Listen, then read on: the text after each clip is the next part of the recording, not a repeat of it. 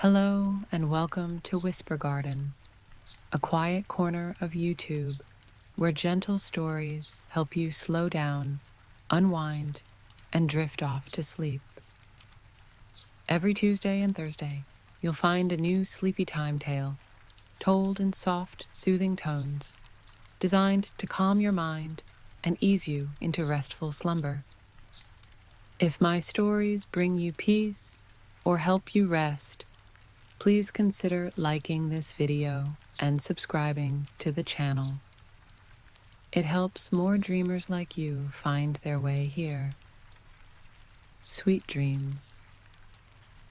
Tonight's story is The Tea of Remembering, a tale of a quiet woman, a cup of memory, and the dream that finally called her home. Let's drift there together. In a quiet village, kissed by fog, one woman brews dreams into tea. Tonight, for the first time, she drinks her own and slips into a dream of memory, love, and long-lost time. Chapter 1. Steeping Dreams. Morning arrived in Mistwick the way it always did, hesitantly, as if uncertain of its welcome. Fog rolled in from the lake, curling between cottages and shops, touching everything with cool, gentle fingers. Edda's garden was the first place the sun would reach, filtering through the mist to illuminate clusters of herbs, their leaves heavy with dew. Edda had been awake for hours already. Sleep had become a fickle companion in her later years, visiting briefly and departing without fanfare. She didn't mind. The early hours belonged to her alone before villagers came seeking her tea and counsel. Her cottage sat at the village's edge, where the cobblestone path dissolved into forest. Moss crept along the stone walls, lichen adorned the slate roof, and ivy framed the round windows. Wind chimes made of copper and sea glass hung from the eaves, offering whispered melodies when the breeze stirred. Inside, bundles of herbs, suspended from ceiling beams, filled the air with fragrance. Lavender, chamomile, rosemary, thyme, and rarer plants, whose names were spoken in hushed tones. Glass jars of varying shapes lined the shelves, each containing dried petals, roots, seeds, and powders. Labels in Edda's delicate script identified mixtures with names like childhood recollection, sea-swept dreaming, and conversations with stars. Edda moved about her workshop with practiced grace, her silver-streaked hair gathered in a loose braid that draped over one shoulder. Despite being 63 years old, her hands were still steady and strong, perfectly suited for the delicate task of crafting dream teas. A gentle knock at her door broke the morning's stillness. "Come in," she called, already reaching for the kettle. The door creaked open, revealing Mrs. Marsh, who had her hand resting on the shoulder of a boy no older than 10. The child's eyes were ringed with shadows, his small frame tense with exhaustion. "Good morning, Edda," Mrs. Marsh said. "I hope we're not too early." Edda smiled. The kettle's just boiled.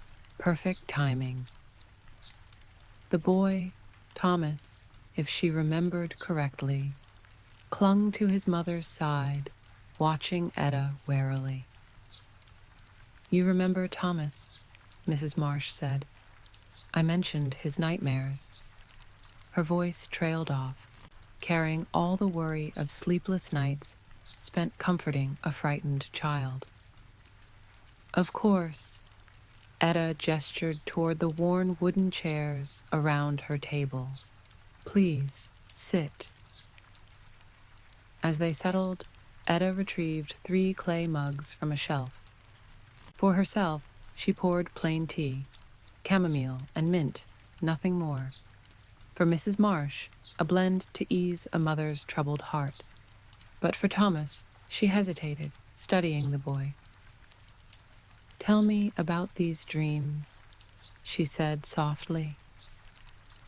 Thomas glanced at his mother, who nodded encouragingly. "There's a forest," he whispered, "but not like our forest. The trees, they bend wrong, and there's something following me." "Following, not chasing?" Edda asked. The boy nodded. "It never catches up, but it's always there." "And how does that make you feel?" "Scared," he admitted, "but also—" He frowned, searching for words beyond his years. "Sad, like it needs something, but I don't know what." Edda nodded, understanding dawning. She turned to her shelves, fingers skimming over jars until she found what she sought. Into Thomas's mug went chamomile for calm, valerian root for restful sleep, and then, after a moment's consideration, 3 dried elderberries and a pinch of powdered moonstone. She added hot water and a spoonful of honey, then placed the mug before the boy. "Drink this before sleep tonight," she instructed, "and tomorrow night as well. The nightmares won't stop entirely." "Not yet." Mrs. Marsh looked alarmed. "But—" "The dreams are trying to tell him something," Edda explained. "This tea won't silence them, but it will give Thomas courage. The 3rd night, you'll understand what follows you, child, and you'll know what to do." The boy looked dubious, but sipped the tea, his nose wrinkling slightly at the unfamiliar taste. "It's not so bad," he decided. "Tastes like Grandma's attic and honey." Edda chuckled. An astute observation. After they left, Thomas clutching a small packet of tea leaves for the next 2 nights, Edda allowed herself a moment of stillness. The boy's description of his dream shadow reminded her of something from long ago. A memory, perhaps, or a dream of her own. The day continued as most did. Old Mr. Finley came for his regular blend, which helped him visit his late wife in dreams. He never spoke of what happened during these visitations, but he always left with lighter steps and misty eyes. Shortly after noon, Lydia Howe arrived, a young woman engaged to be married in the spring. She'd been dreaming of a childhood friend, one who had moved away decades ago. "I keep seeing Mari in my dreams," she explained. "We're children again, picking blackberries by the lake. But when I turn to offer her my basket, she's gone." Lydia twisted her fingers in her lap. "It feels like an omen. Should I postpone the wedding?" Edda considered this as she prepared a new blend. "Dreams rarely speak in such direct terms," she said. "More likely, you're saying goodbye to your childhood as you enter this new chapter." Relief flooded Lydia's face. "That makes sense. Jared is wonderful, truly. I don't know why I've been so anxious." Edda handed her a small sachet of dried ingredients. 2 pinches in hot water before bed. This will help you complete the farewell. Dreams need closure, just as we do. By late afternoon, the stream of visitors slowed. Edda took advantage of the quiet to gather fresh herbs from her garden. The sun, already beginning its descent, cast long shadows across the garden beds. In winter, daylight was a fleeting gift. As she knelt among the rosemary, a chill breeze carried the scent of pine and distant wood smoke. She looked up to see Postmaster Ellis approaching, his mailbag slung over one shoulder. "Afternoon, Edda," he called, his breath visible in the cooling air. "Package for you. Came all the way from Thornfield." Edda brushed the soil from her hands and rose to receive the small, paper-wrapped parcel. "Thank you, Gerald. Would you like some tea before heading back? The evening's turning cold." "That's kind, but I've 3 more deliveries before sunset." He tipped his cap and turned back toward the village, whistling as he went. Edda brought the package inside and set it on her work table. Thornfield was 2 days' journey to the east, a larger town, where her cousin Marta lived with her daughters. They exchanged letters infrequently, usually for birthdays or the winter solstice. This unexpected delivery piqued her curiosity. Inside the wrapping, she found a wooden box inlaid with mother of pearl. A note in Marta's handwriting lay on top of it. "Dear cousin, while clearing father's attic, I discovered this among his possessions. The enclosed letter is addressed to you by Lily. I cannot say why father kept it all these years without forwarding it, but perhaps he meant to protect you from further pain. Whatever his reasons, I believe it belongs with you now. With love, Marta." Edda's hands trembled as she opened the box. Inside lay a faded envelope, the paper yellowed with age.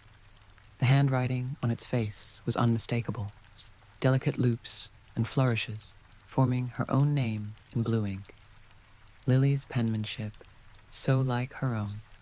Her daughter had been gone 23 years, and her husband, Orrin, 15 years after that. Time had dulled the sharpness of loss, but never removed it entirely. Edda placed the letter on the table, but was unable to open it immediately. Instead, she moved through her evening routine, lighting oil lamps as darkness fell, stoking the hearth fire, preparing a simple supper of vegetable soup and brown bread. All the while, the letter sat waiting, its presence filling the cottage like another person. Only after her meal, with a cup of plain tea warming her hands, did Edda finally reach for the envelope.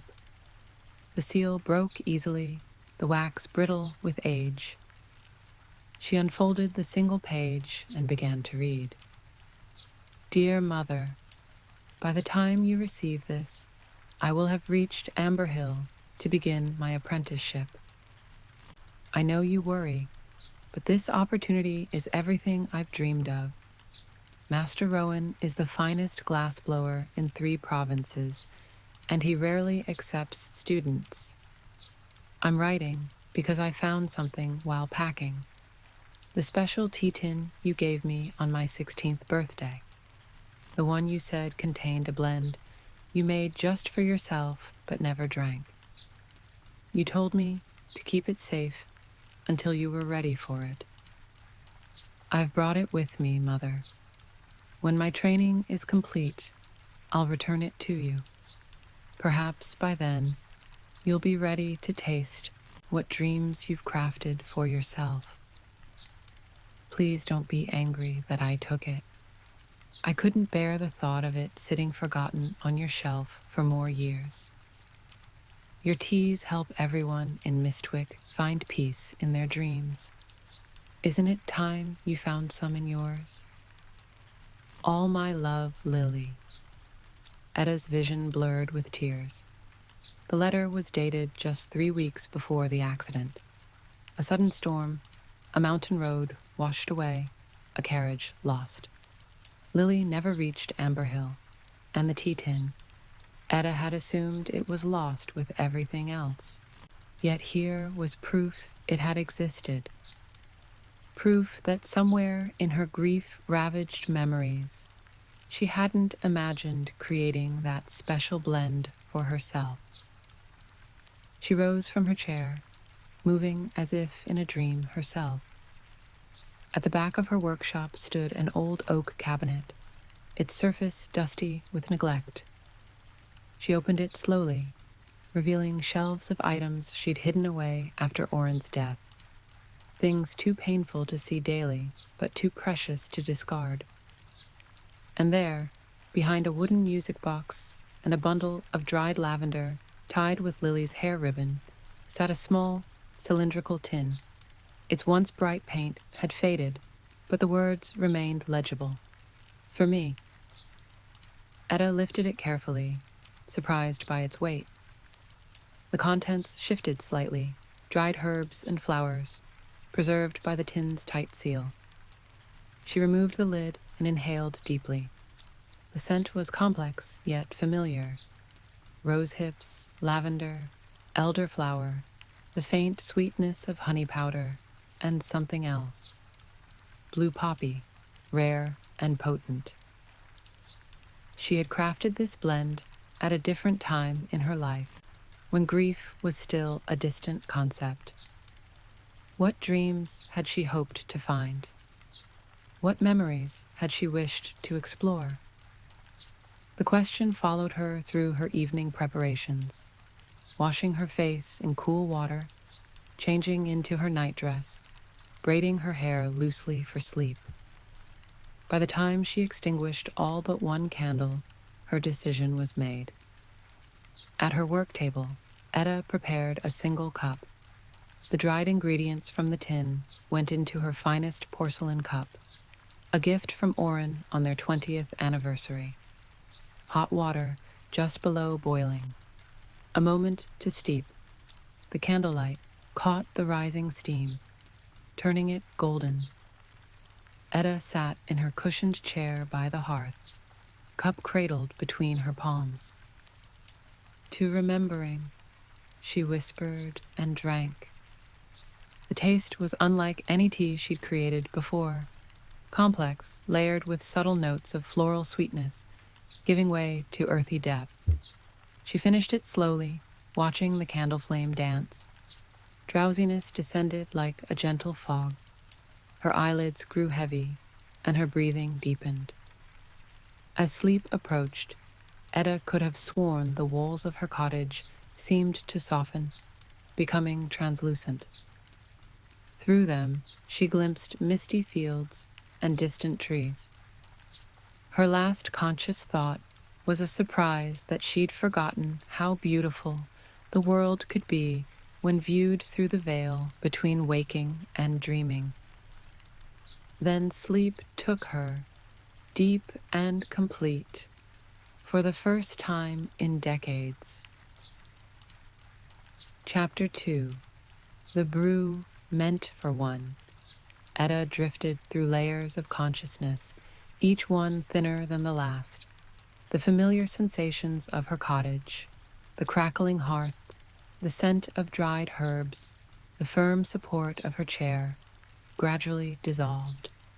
In their place came impressions of movement, of gentle transition, as if she were being carried by an invisible current. The tea's effects were unlike anything she'd experienced before. She'd crafted countless dream blends for others, each carefully tailored to guide the dreamer toward specific experiences or revelations. But this was different. The blue poppy, that rare ingredient she handled with such caution, was already working its magic, softening the boundaries between memory and imagination. Consciousness returned slowly, though not to her cottage.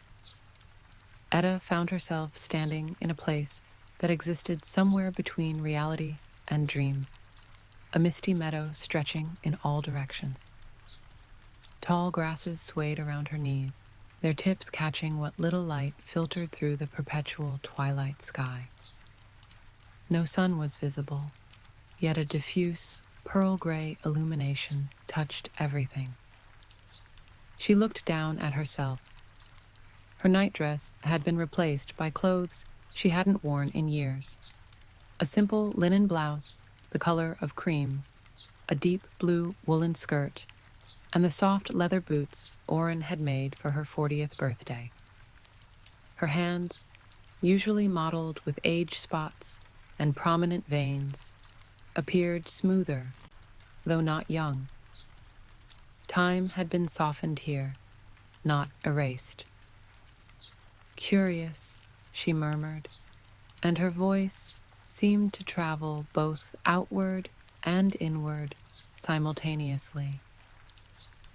A gentle breeze carried the scent of distant rain and something else, something fragrant and evocative. Rosemary, not the dried sprigs hanging from her cottage rafters, but living plants, vibrant with essential oils. Edda began to walk, each step releasing more scents from the meadow grasses, lavender, thyme, chamomile. Plants from her garden, growing wild in this dreamscape. The sensation was disorienting, yet familiar, like returning to a childhood home, now inhabited by strangers. The mist thinned as she moved forward, revealing more of her surroundings. The meadow wasn't boundless, after all. In the distance, she could make out the silhouette of a forest, not the dense woodland that bordered Mistwick, but a more open grove of silver-barked trees whose leaves seemed to shimmer between green and blue with each breeze. Between her and the trees lay scattered objects, seemingly random but somehow significant. A wooden chair, much like the one in her kitchen, stood alone in the tall grass. Beyond it, what appeared to be a door, upright but connected to no wall. Further still, the unmistakable shape of a well, its stone circle rising from the ground.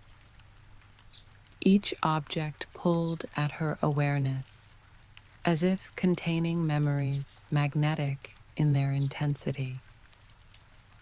Is this what I intended? She wondered aloud.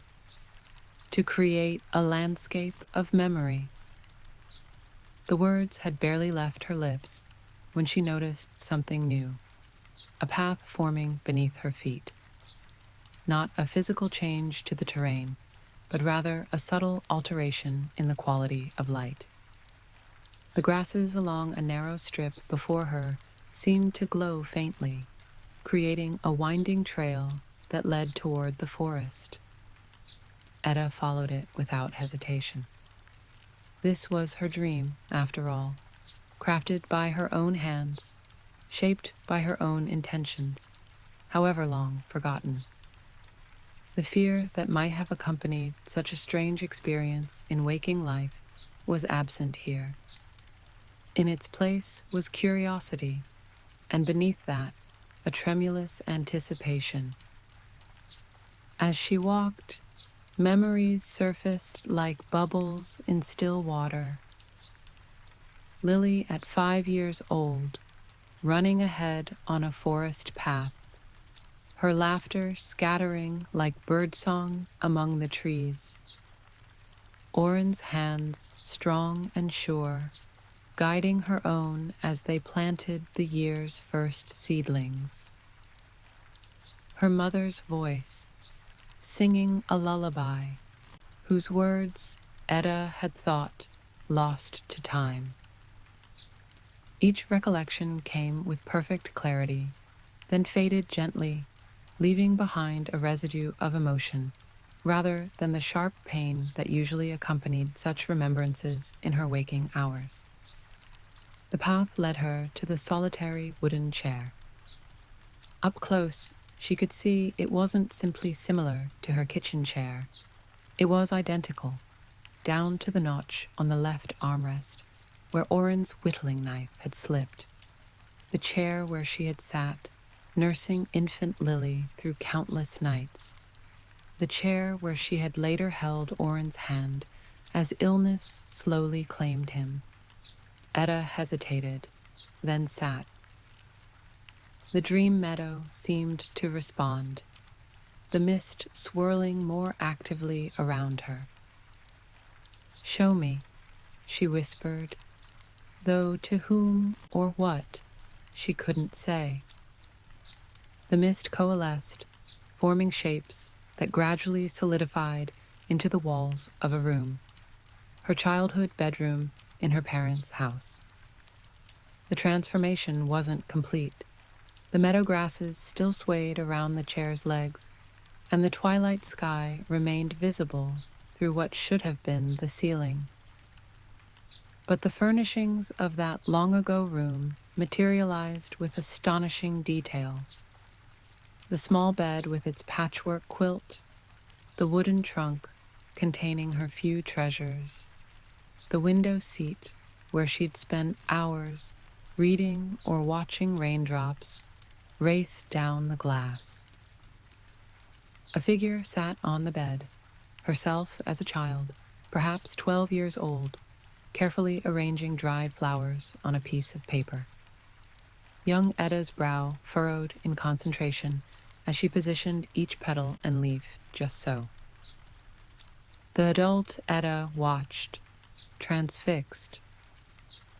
She remembered this day, her first attempt at creating what would eventually become her dream teas.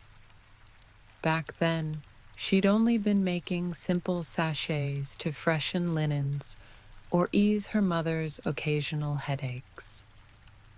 As she watched, another figure entered the room. Her mother, Greta, looking youthful and vibrant. Greta sat beside young Edda, examining her work with genuine interest. "These are lovely," her mother said, voice clear despite the decades that had passed since Edda had heard it. "But why this combination? Lavender and mint, I understand, but why add the rowan berries?" Young Edda looked up, her expression earnest.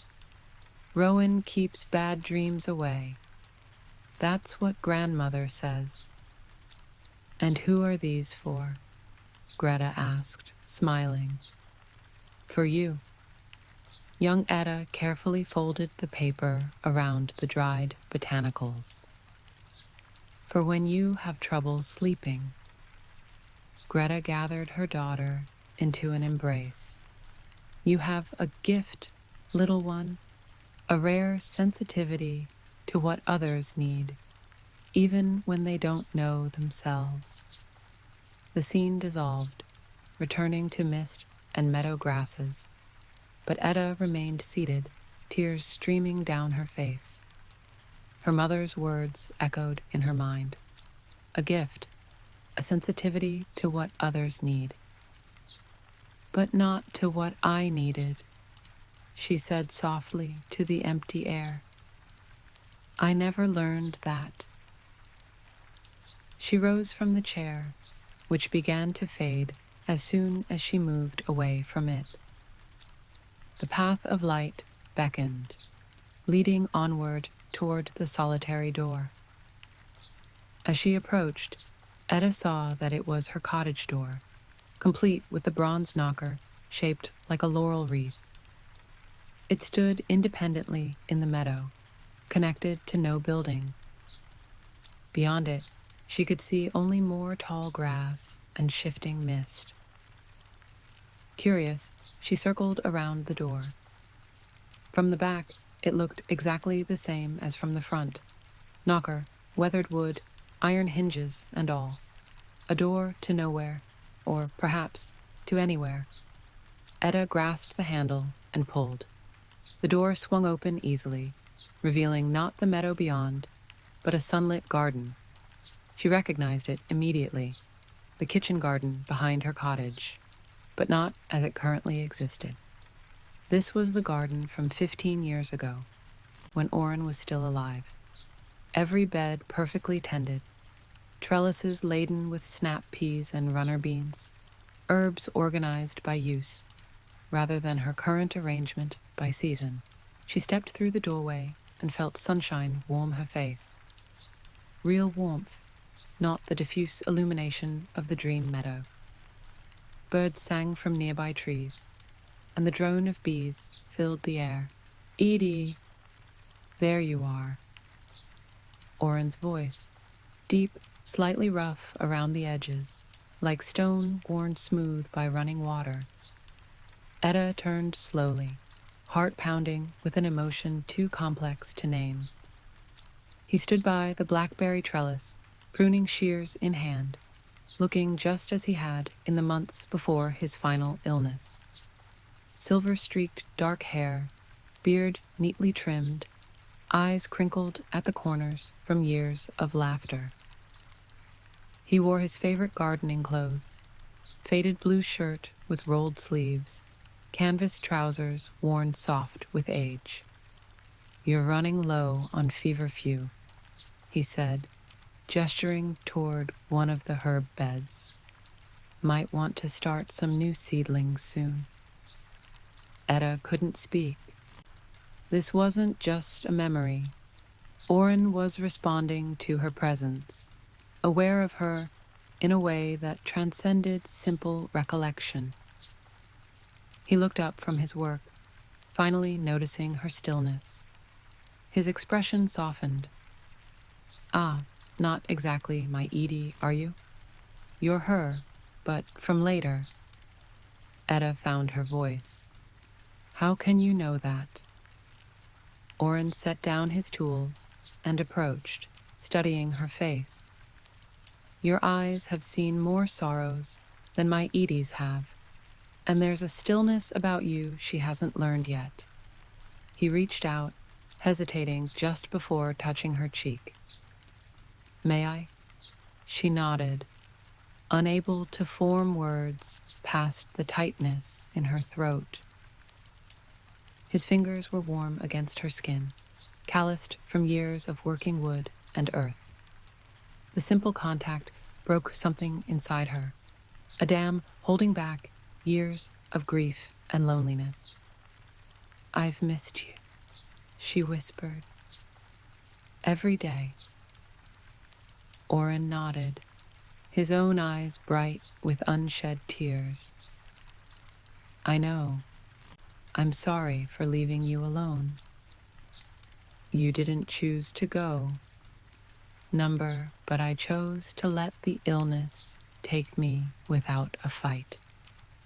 I was tired, Edie, so tired of the pain." Edda covered his hand with her own, pressing it more firmly against her cheek. "I understood. I never blamed you." "But you blamed yourself," he said softly, "for not finding the right herbs, the right tea to heal me." The truth of his words cut deep. For years after his death, she had haunted herself with thoughts of what she might have done differently, what rare plant or forgotten remedy might have saved him. "There was nothing you could have done," Orin continued. "Some journeys belong to the traveler alone." "I know that now." She managed a tremulous smile. "Intellectually, at least. The heart takes longer to accept such wisdom." Orin chuckled, the sound so achingly familiar it nearly undid her composure again. "Always the scholar, my Edie, even in dreams." He took her hand and led her to the stone bench beneath the apple tree, another fixture gone from her current garden, lost in a storm 5 winters ago. As they sat, Edda noticed changes to the dreamscape. The colors had intensified, the sensations sharpened. She could feel the bench's cool stone through her skirt, smell the rich earth and green growing things, taste the sweetness of the air.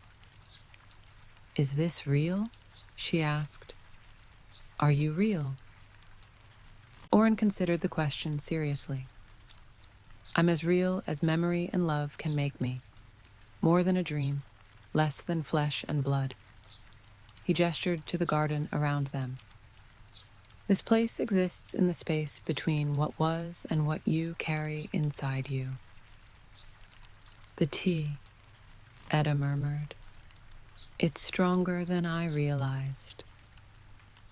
Blue poppy, Oren nodded. Dangerous in the wrong hands, but you always did have a delicate touch with the potent ones. He smiled. Remember when you accidentally used too much valerian in the solstice tea? The entire village slept through to midday. The memory startled a laugh from her. Constable Morton was furious. He missed his morning rounds and was convinced rogues would descend upon unguarded Mistwick. As if we had anything worth stealing, Oren said, eyes twinkling. They sat in comfortable silence for a moment, shoulders touching. Edda felt a peace she hadn't known since before Lily's death, a sense of rightness and completion. Why didn't I drink the tea before? She asked eventually. Why make it only to lock it away? Oren gazed out over the garden. Fear, I suppose. Fear that remembering would hurt too much. Fear that you might lose yourself in dreams of what was, rather than tending to what remained. But Lily wanted me to drink it. Her letter, ... Lily always saw more clearly than either of us, Oren said fondly. She understood that memory doesn't have to be a wound. It can be a garden if tended properly. As if summoned by their conversation, the dreamscape began to shift again. The garden blurred around the edges, the colors bleeding into one another like watercolors left in rain. Only the bench beneath them remained solid. It's changing, Edda said, grip tightening on Oren's hand. He nodded. The tea is guiding you onward. There's more for you to see. Fear flickered through her. Will I find you again? I'm always here, he said, touching his fingertips to her heart. In the quiet moments between thoughts, in the garden as dusk falls, in the steam rising from every cup of tea you brew. He reached into his pocket and withdrew something small, a seed, unlike any Edda had seen before. It was pale blue, almost luminescent, and warm when he pressed it into her palm. Plant this, he said. When you return, what will grow? His smile was gentle, tinged with mystery. Something lost, something new. You'll see. The garden dissolved completely, leaving only Oren, the bench, and Edda suspended in misty nothingness. Even the ground beneath their feet had vanished. It's time, he said quietly. Edda leaned forward and kissed him, a gentle pressure of lips, a sharing of breath, a wordless farewell. When she opened her eyes, he was gone, and she sat alone on the bench as it too began to fade beneath her. Instead of falling, she floated, the seed clutched tightly in her hand as the dreamscape reformed around her. The misty meadow returned, but the path now led toward the well she had glimpsed earlier. With each step, the seed pulsed warmly against her skin, a reminder and a promise. Chapter 3. The Path of Forgotten Doors. The well grew more distinct as Edda approached, not the simple stone circle she had first perceived, but an elegant structure of pale granite. Carved vines spiraled up its sides, interspersed with symbols she recognized from ancient texts, the language of dreams, older than written history. A wooden roof protected the well's depths, and a silver bucket hung from a chain beside it. As she drew closer, Edda realized the well wasn't set in the ground, but hovered just above the swaying meadow grasses. Its base was ringed with mist that moved in slow, deliberate patterns, like water circling a drain. She paused a few paces away, studying it. In all her years of creating dream teas, she'd heard countless descriptions of symbolic objects appearing in dreamscapes. Wells, particularly, were common, representing the unconscious mind, hidden knowledge, or the depths of memory. "What secrets do you hold?" she whispered.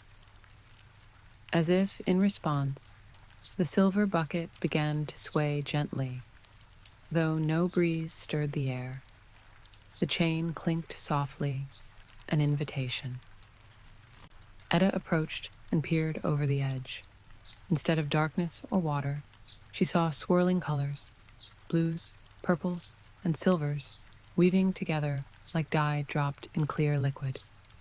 The colors parted momentarily, revealing glimpses of scenes: a room with a window open to a star-filled sky, endless shelves lined with colorful jars, a piano standing alone in a sunlit field. Places I've forgotten, Edda realized.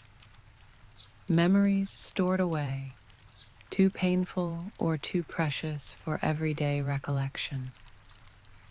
She reached for the bucket, but as her fingers brushed the cool metal, the well and its contents vanished. In its place stood another door, this one made of dark polished wood with an ornate brass handle. Unlike the previous door, this one was set into a freestanding wall segment, like a piece of a building that had been carefully extracted and placed in the meadow. Above the door, inlaid in mother of pearl, was a single word: before. Edda touched the handle hesitantly. The brass felt warm, almost alive beneath her fingers. When she turned it, the door swung inward silently, revealing not another garden, but a small, cozy room she recognized instantly, though she hadn't seen it in over 4 decades. The birthing room in her parents' house, where Lily had entered the world.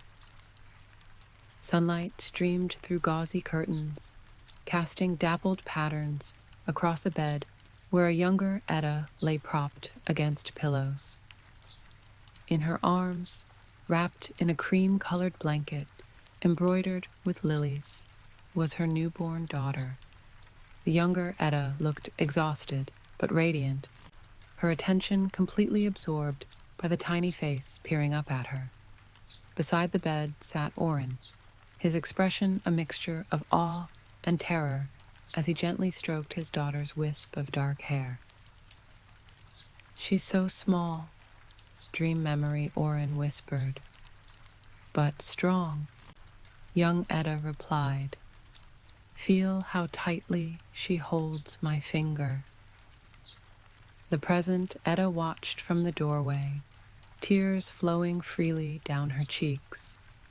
She remembered this moment with perfect clarity: the overwhelming love, the fierce protectiveness, the sudden understanding of how the world had irrevocably changed.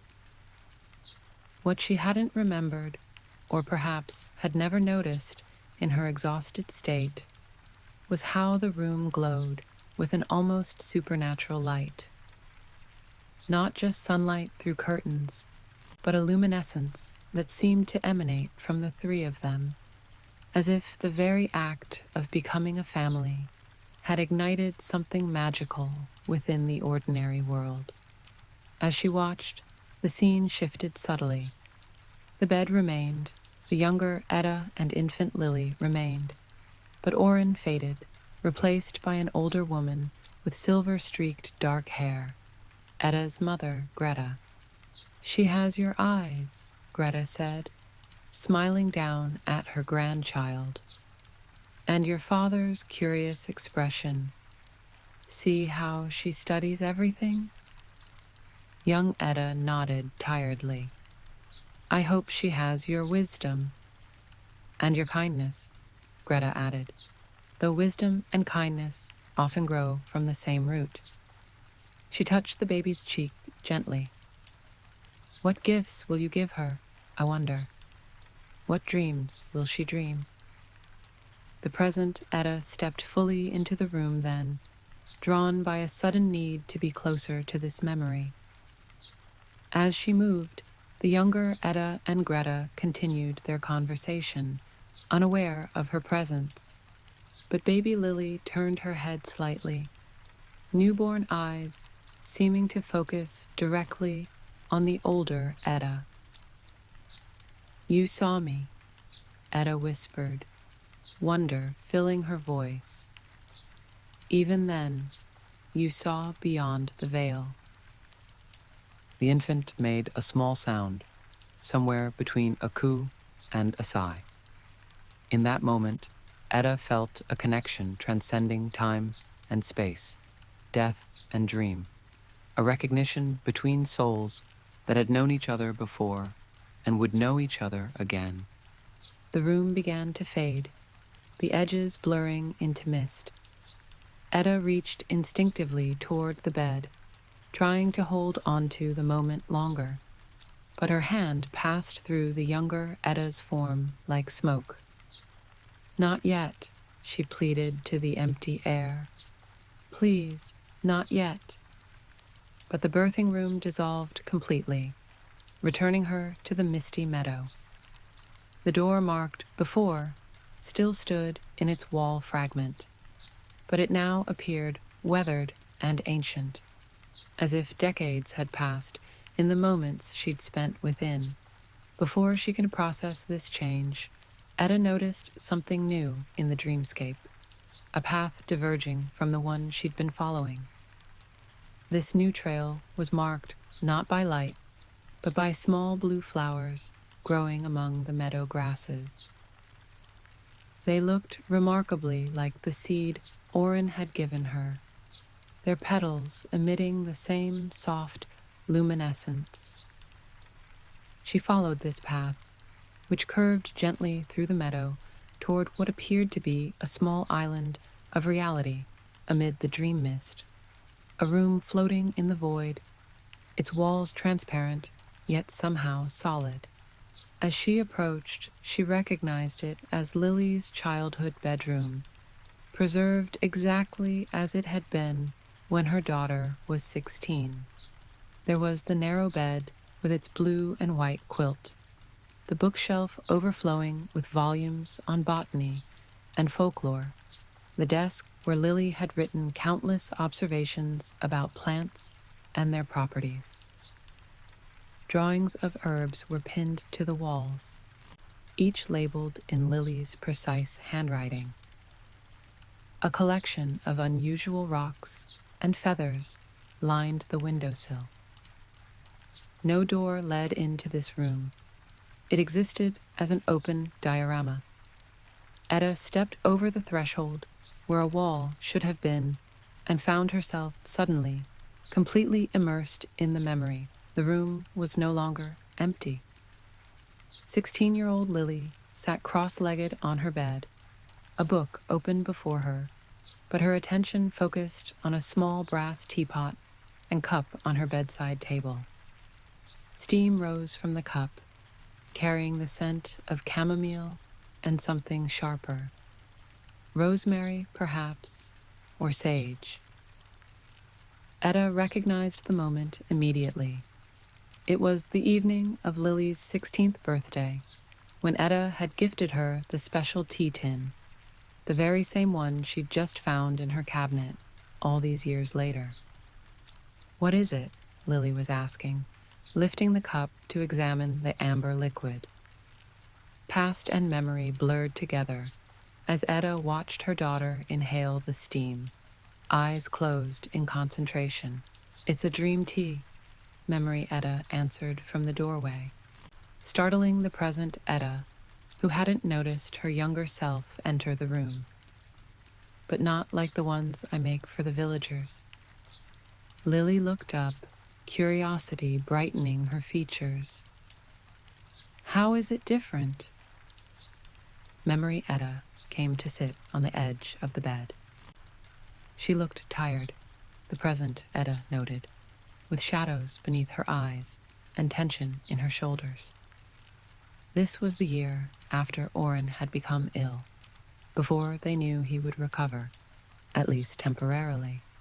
Most dream teas are for specific purposes, Memory Edda explained. To revisit a particular memory, to solve a problem through dream logic, to communicate with those beyond the veil. She smoothed the quilt with her hand, a nervous gesture the present Edda still caught herself making. This one is different. It's a tea of possibility. What does that mean? Lily asked, setting down the cup without drinking. It means it has no predetermined destination. The dreamer creates the path while dreaming. Memory Edda smiled faintly. It's much more powerful and potentially more dangerous. The present Edda moved closer, studying her daughter's face. The fine arch of eyebrows, the constellation of freckles across her nose, the small scar on her chin from falling out of an apple tree at age 9. Details she'd been afraid to recall with such clarity, fearing the pain they would bring.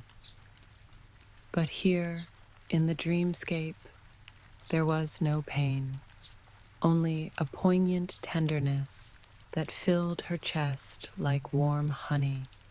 Is this the same tea you made for yourself? Lily was asking. The one in that pretty tin you keep on the highest shelf? Memory Edda looked surprised. You noticed that? I notice everything about your teas, Mother. Lily grinned. I'm going to be an even better tea maker than you someday. The older Edda smiled at that. Lily had indeed shown remarkable aptitude for the craft, with an intuitive understanding of how different herbs interacted that had taken Edda years to develop. Yes, Memory Edda admitted. It's similar to mine, though I've modified it for your specific energy. She reached out to touch her daughter's hair. My tea remains untasted. I made it long ago, before you were born, when I thought I understood what dreams were for. And now? Lily asked. Now I know that dreams are not for understanding. They're for experiencing. Memory Edda stood and moved towards the door. Drink it whenever you feel ready, not before. The dream will wait for you. As Memory Edda left the room, the present Edda remained, watching as Lily examined the cup again before setting it aside on her nightstand and returning to her book. The scene froze there, like a painting caught in perfect detail. Edda reached out, her fingers hovering just above her daughter's cheek. Did you ever drink it? She whispered. Did you walk your own dream paths before? She couldn't finish the thought, even now. The room began to dissolve, returning her to the misty meadow, but not before she noticed something she'd missed during the actual moment.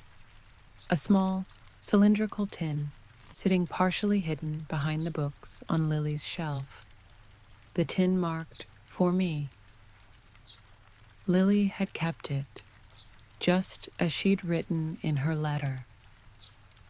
Planned to return it someday. Edda stood in the meadow, the realization washing over her. The tea she'd drunk tonight hadn't just been her own creation. It had traveled with Lily, absorbed her daughter's essence, her dreams, her intentions. It had been transformed by that journey, becoming something more powerful than Edda could have created alone. The path before her shimmered, no longer marked by blue flowers, but by small, glowing handprints, a child's hands pressed into the earth, leaving impressions of light. Edda followed them, her heart pounding with anticipation and a strange, growing certainty. The path led to a clearing where the mist thinned completely, revealing a perfect circle of clear space. In its center stood a grand piano, sleek, black, its lid raised. No bench accompanied it. Unlike the other objects in this dreamscape, it had no logical reason to exist in the middle of a meadow. Yet Edda recognized it immediately. This was the piano from the village meeting hall, the one Lily had learned to play with such natural talent. The instrument that had sat silent since her death, as no one in Mistwick had the heart to play it afterward. As Edda approached, she noticed sheet music placed on the stand, yellowed parchment covered in handwritten notation. The title at the top read Lily's Lullaby in Oren's careful script. The memory surfaced slowly, Oren composing a simple melody when Lily was small, singing her to sleep with it on stormy nights. Edda had forgotten this completely, the recollection buried beneath years of grief.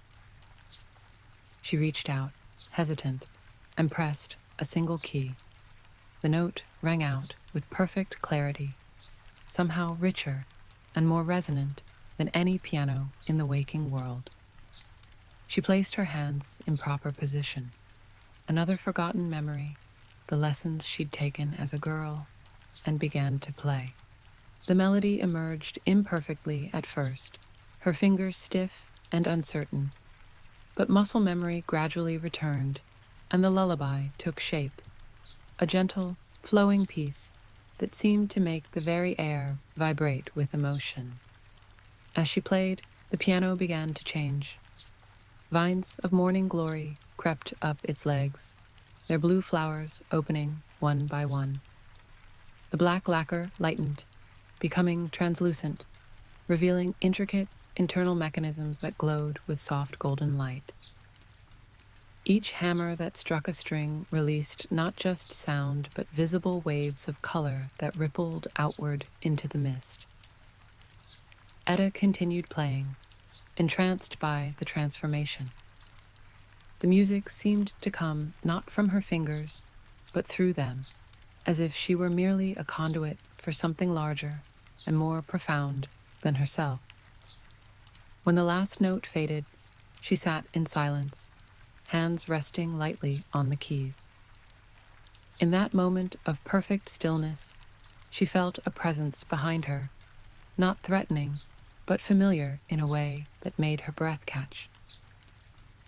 "You remembered," said a voice, a woman's voice, achingly familiar, yet more mature than Edda had ever heard it in life. She turned slowly, afraid that any sudden movement might shatter the moment. Standing beside the piano was Lily, not as the 16-year-old girl from the bedroom memory, nor as the child who had learned the lullaby, but as a woman in her 30s, an age she had never reached in life. Her dark hair was streaked with a single band of silver, her face lined lightly at the eyes and mouth, her posture tall and confident. "Lily?" Edda whispered, afraid to trust her eyes. The woman nodded, a smile spreading across her face. Oren's smile, with the same slight crookedness on the left side. "How ... Edda began, but couldn't continue, too overwhelmed by the impossibility before her. "Dreams don't follow the same rules as waking life," Lily said, moving closer. Her voice had deepened with maturity, but the cadence remained unmistakably hers. "Here, I can be who I might have become." Edda reached out a trembling hand, expecting her fingers to pass through the apparition, but they met solid warmth instead. Lily's fingers curled around her own. "You're real," Edda breathed. "As real as memory and possibility can make me," Lily said, echoing Oren's words from the garden. "The tea connects what was with what might have been." She helped Edda rise from the piano, then led her away from the instrument toward what appeared to be a door floating mid-air. Unlike the previous doors, this one was made of light, a simple rectangular outline glowing softly in the mist. "There's one more place you need to see," Lily said. "One more door to open." Edda hesitated, suddenly afraid. "What's beyond it?" Lily's expression softened. "The reason you made the tea in the first place. The memory you've been afraid to face." "I don't know if I can," Edda admitted. "You can," Lily assured her. "I'll be with you." She squeezed Edda's hand. "We both will." As she spoke, another figure materialized beside them. Oren, exactly as he had appeared in the garden, but now with a tangible connection to this part of the dreamscape. "The tea is reaching its final phase," he explained, taking Edda's other hand. "The paths are converging." Together, the three of them approached the door of light. When they reached it, Lily and Oren stepped back, releasing Edda's hands. "Only you can open this one," Lily said gently. Edda faced the glowing doorway, uncertainty warring with a deep, instinctive knowledge that whatever lay beyond was essential to her healing. She reached forward and placed her palm against the light. The doorway expanded, engulfing her in radiance. When it receded, Edda found herself standing on the shore of a lake, the small, spring-fed lake near Mistwick, where she had taken Lily swimming every summer. The water was mirror still, reflecting the twilight sky in perfect detail. At the lake's center, a small island of smooth rocks rose just above the surface. On that island, dancing with impossible lightness across the stones, was Lily as a child, perhaps 7 or 8 years old, her movements joyful and uninhibited. She wore the blue dress that had been her favorite that summer, her dark hair flying free around her face. Edda watched, transfixed by the scene. This was a specific day, she realized.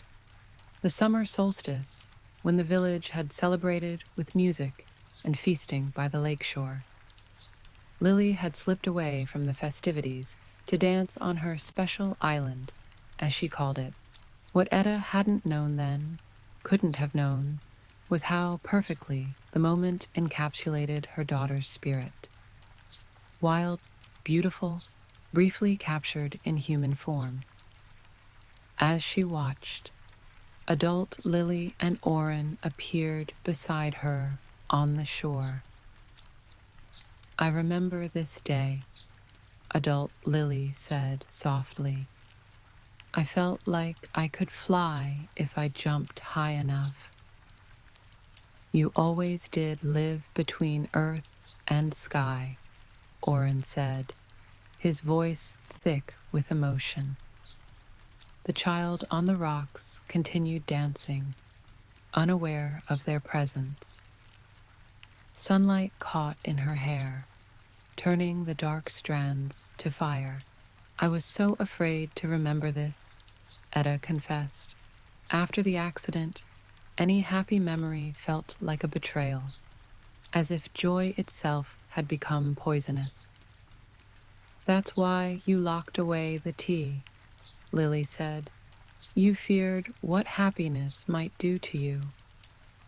I feared I didn't deserve it, Edda corrected gently. Not while you were gone. Orin placed his hand on her shoulder. Grief doesn't make us noble, Edie. It just makes us human. And memory isn't just for carrying our sorrows, adult Lily added. It's for carrying our joys as well. One doesn't diminish the other. As they spoke, child Lily looked up, finally seeming to notice them on the shore. She waved exuberantly, nearly losing her balance on the slippery rocks. Without thinking, Edda waved back. The child Lily pointed to something at the water's edge near Edda's feet. Looking down, Edda saw a small wooden box half buried in the sand. She knelt and lifted it, finding it unexpectedly light. Open it, adult Lily encouraged. Edda raised the hinged lid to reveal a silver locket on a delicate chain. The locket was familiar, a gift from Orin on their 5th anniversary, which she had later given to Lily on her 15th birthday. After the accident, it had never been found among her daughter's recovered possessions.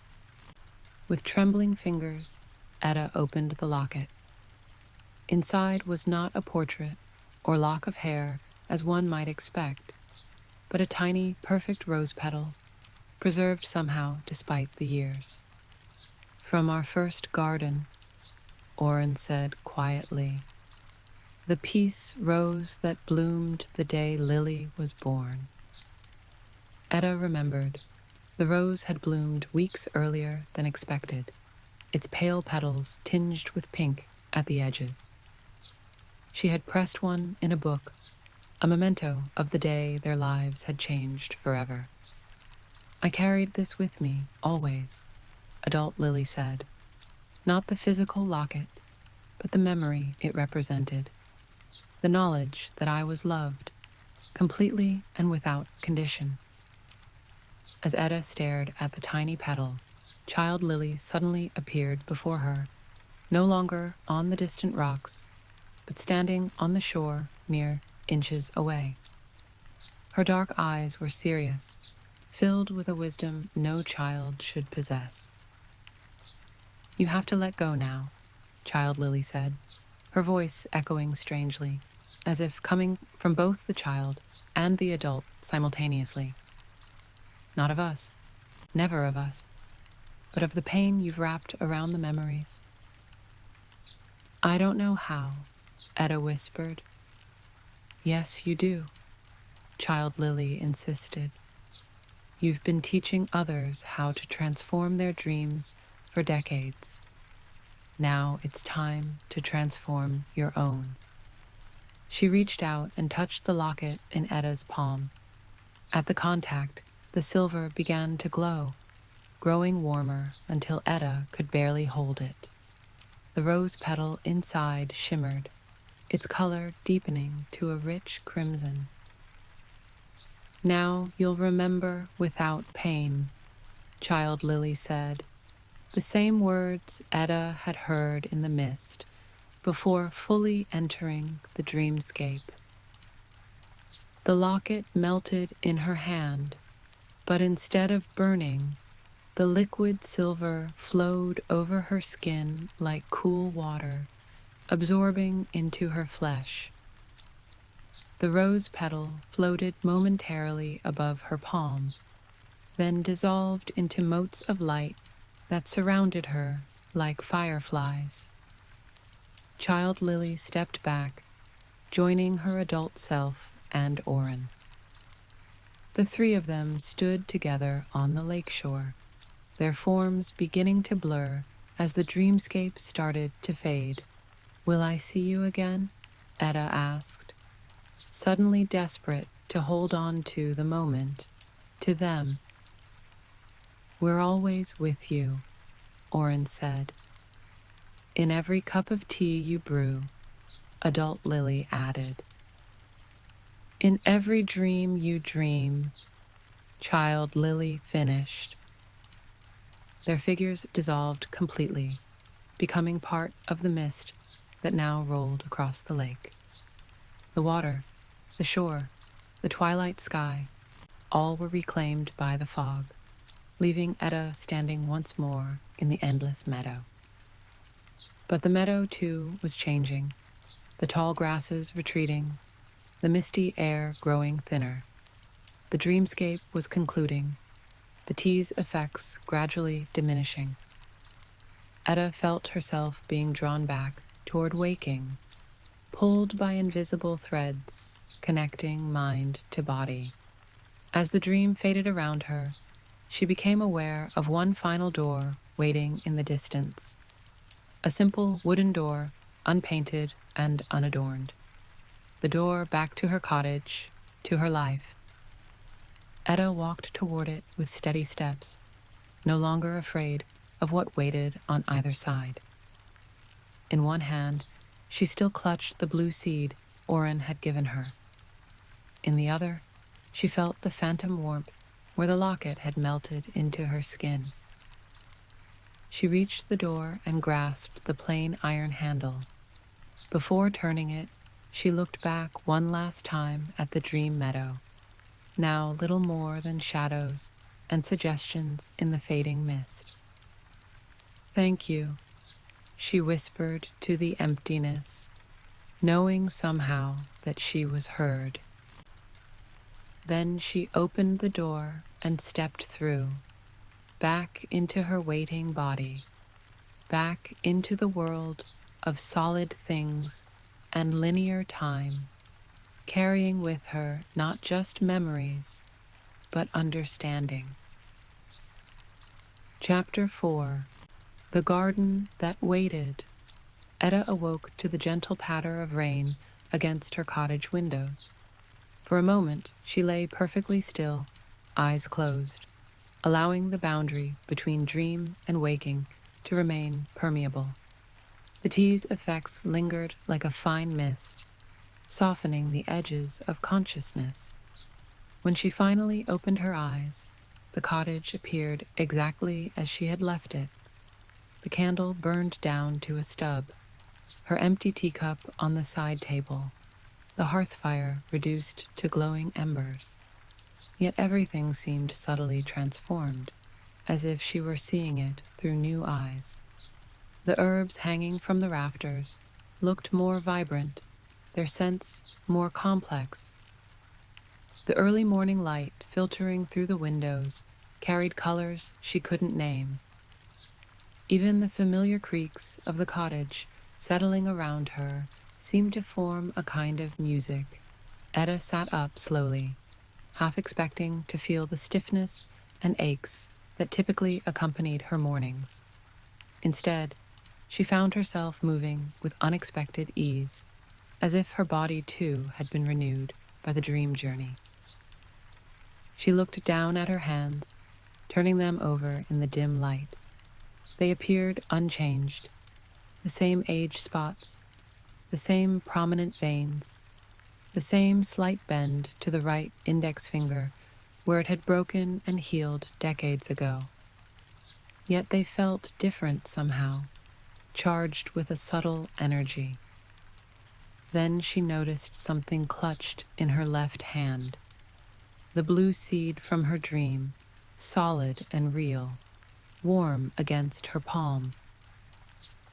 "Not just a dream, then," she murmured, examining the seed more closely.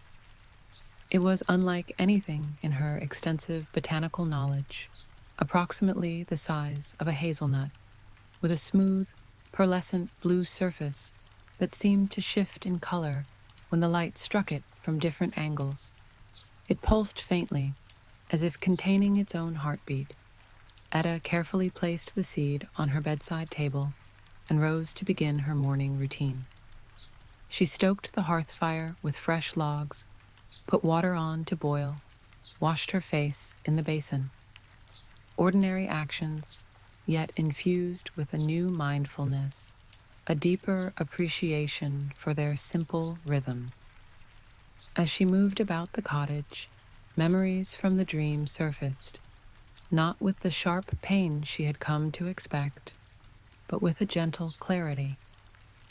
She remembered Oren's words in the garden, Lily dancing on the rocks, the locket dissolving into her skin. Rather than pushing these recollections away, she welcomed them, allowing them to exist alongside her present moment. When the water boiled, she prepared a simple breakfast tea, lemon balm and mint, nothing more. No dream-enhancing herbs were needed now. She carried the steaming cup to her workshop table and sat, gazing out the window at the rain-washed garden. The tin that had contained her special tea blend sat open before her, its contents now gone. Beside it lay Lily's letter, the paper still soft with age. Edda ran her fingertips over her daughter's handwriting, tracing the loops and curves as if reading Braille. "You were right," she said softly to the empty air. It was time. The rain began to ease, patches of pale sky appearing between the clouds. Edda finished her tea, wrapped a shawl around her shoulders, and stepped outside, the blue seed cupped carefully in her palm. Her garden looked different in the morning light, wilder than she remembered, with empty spaces where plants had died and not been replaced. Odd juxtapositions where self-seated volunteers had established themselves without her guidance. Years of neglect masked by her selective vision, now revealed by her renewed perception. Yet there was beauty in this imperfect space, the resilience of the plants that had survived, the unexpected harmonies created by chance rather than design. Edda walked the narrow paths, reacquainting herself with every corner, every bed, every tree and shrub. At the garden's far edge, near the property line where forest began, she found what she was looking for, a small clearing where nothing grew. Years ago, a massive old oak had stood there, its spreading branches shading much of the garden. The tree had died during a blight that swept through the region, and Edda had been forced to have it removed, leaving behind a circular patch where grass refused to grow and new plantings withered. She had abandoned that section of the garden, seeing it as a reflection of her own barren grief. Now she knelt at its edge, feeling the soil with her fingers. It was still rich and dark, not dead, but dormant, waiting. "Something lost, something new," she murmured, echoing Oren's words from the dream. Edda dug a small hole in the center of the clearing, working carefully with her hands rather than tools. When it was the depth of her middle finger, she placed the blue seed inside and covered it gently with soil. No special ceremony, no spoken incantation, just the simple, ancient act of planting. As she patted the last of the soil in place, a beam of sunlight broke through the clouds, illuminating the exact spot where the seed lay buried. The coincidence, if it was coincidence, brought a smile to Edda's face. She rose, brushing dirt from her hands, and returned to the cottage to prepare for the day's visitors.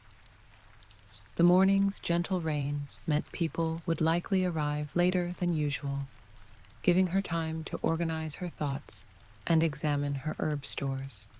While taking inventory, she discovered several jars nearly empty. Feverfew, as Dream Oren had noted, but also valerian root and blue sage. She made a mental note to gather these soon or trade with travelers for what couldn't be grown locally. Mid-morning brought her first visitor, not a villager seeking dream tea, but Postmaster Ellis again, this time without his mailbag. Not official post business, he explained, standing awkwardly in her doorway. Just, well, I noticed you haven't had your chimney swept this season. With winter coming early this year, according to the pine cones, I thought. He trailed off, clearly uncomfortable with what might be perceived as an intrusion. Edda studied him with new eyes. Gerald Ellis had been Mistwick's postmaster for nearly 30 years, a fixture in village life so constant that he had become almost invisible. A widower for much of that time, he lived alone in the small apartment above the post office, his life ordered by routines and responsibilities. Had he always checked on her chimney each autumn? Edda couldn't recall, having paid little attention to such mundane matters. But now she recognized the gesture for what it was, not mere neighborly duty, but genuine care. "That's very thoughtful, Gerald," she said warmly. "The chimney likely does need attention. Would you like some tea while we discuss it?" Surprise flickered across his weathered face, followed by pleasure.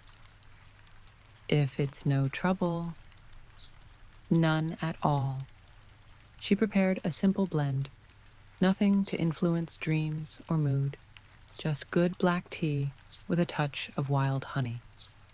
As they sat at her kitchen table, Ellis spoke of practical matters, the chimney sweep schedule, the early frost predicted by the woolly bear caterpillars, the condition of the path between her cottage and the village. Edda listened with genuine interest, seeing the conversation for what it truly was. Not just an exchange of information, but a form of care, a way of maintaining connection in a world where loneliness was as common as rain. When Ellis departed, promising to send the chimney sweep the following day, Edda found herself standing in her doorway longer than necessary, watching him walk the path back toward the village. The interaction had left her feeling strangely buoyant, as if a weight she hadn't recognized had lifted slightly. The day continued with its usual rhythm of visitors. Thomas's mother returned, reporting with relief that her son had slept through the night without screaming, though the dreams had continued. He said the thing following him looked less scary, Mrs. Marsh explained. More like a shadow puppet than a monster. Tonight will be the third night. Do you really think he'll understand it then? Children often see more clearly than adults, Edda replied. Trust him to find his way. Old Mr. Finley came for his weekly blend, but instead of his usual silent transaction, he lingered, studying Edda with curious eyes. You seem different today, he observed, lighter somehow. Edda smiled. Perhaps I am. Did you drink one of your own teas? He asked, his tone gently teasing, but his eyes serious. Yes, she admitted, one I made long ago. He nodded, satisfied with this answer. About time. As he turned to leave, Edda called after him. William.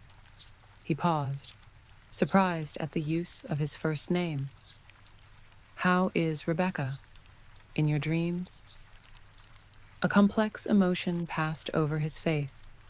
Grief mingled with joy, longing with gratitude. Happy, he said simply. She's happy there. The exchange left Edda contemplative. For years, she had crafted teas to help others connect with their lost loved ones. while refusing that comfort for herself. The irony wasn't lost on her. By late afternoon, the stream of visitors slowed. Edda took advantage of the lull to check on the planted seed. The soil where she had buried it looked unchanged, but as she knelt beside it, she felt a subtle vibration like a heartbeat just below the surface. Patience, she reminded herself. All growth requires time. She was returning to the cottage when she spotted a solitary figure at her garden gate. A woman in a travel-stained cloak, a pack slung over one shoulder. Not a villager, but a stranger, hesitating at the boundary of Edda's property. "May I help you?" Edda called, moving toward the gate. The woman looked up, pushing back her hood to reveal a face lined with weariness and something deeper, the unmistakable hollowness of recent grief. "Are you the dream tea maker?" she asked, her voice rough with exhaustion. "I am," Edda confirmed. "Please, come inside. You look in need of rest." The woman, Maren, she soon introduced herself, had traveled 3 days from a village beyond the mountains, drawn by stories of a wise woman who could craft teas that allowed the bereaved to visit their departed in dreams.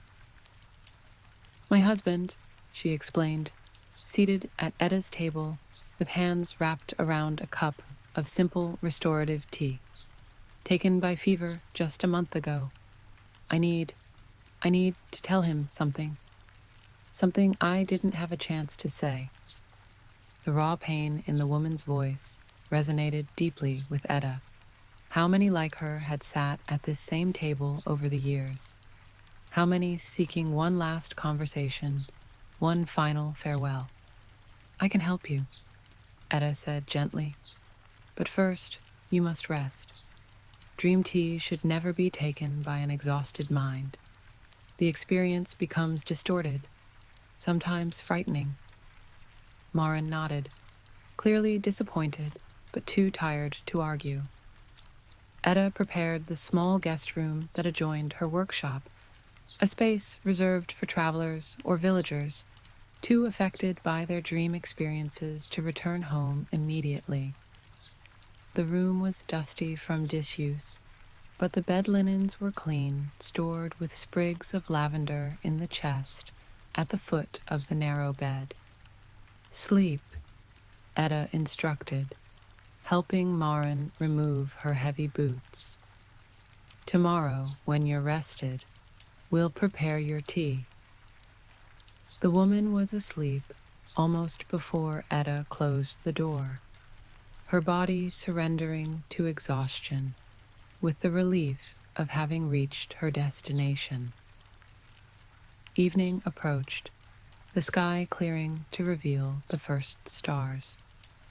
Edda moved about her cottage, lighting lamps against the gathering darkness. As she reached for the final lamp near her workshop table, her gaze fell upon the empty tea tin that had once held her special blend. A thought occurred to her, not fully formed, but insistent. She retrieved her mortar and pestle, then began pulling jars from her shelves, some of her rarest, most precious ingredients. With practiced hands, she measured and ground, mixed and sifted, working by instinct as much as knowledge. Blue poppy petals for lucid dreaming, valerian root for deep sleep, rose hips for emotional healing, elderflower for protection, lavender for calm, a single thread of saffron for joy. She added ingredients she rarely used in her standard blends: a pinch of moonstone dust, 3 drops of morning dew collected at solstice, the merest whisper of crushed pearl. The resulting mixture was similar to the one she had consumed the previous night, but with subtle differences. This wasn't a recreation of the past. but something new, informed by experience, shaped by understanding. She placed the blend in a fresh tin, considering what to label it. After a moment's thought, she wrote "Memory Leaf" in her careful script. As she completed this task, a knock sounded at her door, gentle but insistent, unusual for this hour, when most villagers were home preparing for evening meals. Edda opened the door to find Thomas standing on her threshold, his mother nowhere in sight. "Thomas?" she questioned, surprised. "Does your mother know you're here?" He nodded earnestly. "She said I could come, but only for a few minutes. It's about the dream." Edda ushered him inside, noting his changed demeanor. Gone was the frightened boy of yesterday morning. In his place stood a child with the particular solemnity that comes from important discovery. "Tell me," she encouraged, once he was seated. "I understood," he said simply. "Just like you said I would. The third night, I knew what it was." "And what was it?" Edda asked, though something in her already knew the answer. "It was me," Thomas said, "but not me now, me from before I was born." His brow furrowed with the effort of expressing concepts beyond his vocabulary. "Like a memory of myself that I didn't know I had." Edda nodded, understanding perfectly. What the boy had experienced was rare, but not unknown in her practice. A connection with what some traditions called the pre-life soul, the self that exists before incarnation. "And what did this other you want?" she asked. "Just to be remembered," Thomas replied. "It was sad because I forgot." His expression brightened. "But now I remember, so it's not sad anymore. It walks beside me now, instead of following." The simplicity of his explanation struck Edda deeply. Isn't that what all remembrance was about? Allowing the past to walk beside us rather than pursue us. "You're very wise, Thomas," she said. "Wiser than many adults." He beamed at the compliment. That's what the shadow said, too. It said I should tell you thank you for the tea. And he paused, his expression growing serious again. It said you should visit your garden tonight, at midnight. A chill ran through Edda, not of fear, but recognition. The tea she had drunk connected her not just to her own past, but to something larger, a web of consciousness that included this boy and his shadow self, that included all dreamers and their dreams. After Thomas departed, extracting a promise that she would indeed visit her garden at midnight, Edda found herself restless, unable to settle to her usual evening tasks. The interaction had left her with a sense of anticipation, of standing on the threshold of further revelation. Night deepened around the cottage. Edda prepared a light supper for herself and left a tray outside Marin's door, not wanting to wake the exhausted traveler. She checked her stores of firewood, banked the hearth for the night, completed the small rituals that marked the transition from day to evening. All the while, her awareness kept returning to the buried seed and Thomas's message. When the grandfather clock in her sitting room, a wedding gift from Oren's parents, still keeping perfect time after all these years, began to strike 12, Edda wrapped her warmest shawl around her shoulders and stepped out into the night. The sky had cleared completely, revealing a canopy of stars so brilliant they seemed to press downward, illuminating the garden with silvery light. The air was cool but not cold, carrying the scent of damp earth and the last roses of the season. Edda made her way to the clearing where she had planted the seed. From a distance, nothing appeared changed, but as she drew closer, she noticed a soft blue glow emanating from the exact spot where the seed lay buried. She approached cautiously, uncertain what to expect. The light pulsed gently, matching the rhythm of her heartbeat. When she reached the edge of the clearing, Edda gasped. The soil above the seed had parted, and from it rose a single, perfect shoot. Not the tentative emergence of normal seedlings, but a fully formed stem supporting a bud the size of her thumb, glowing with the same pearlescent blue as the seed.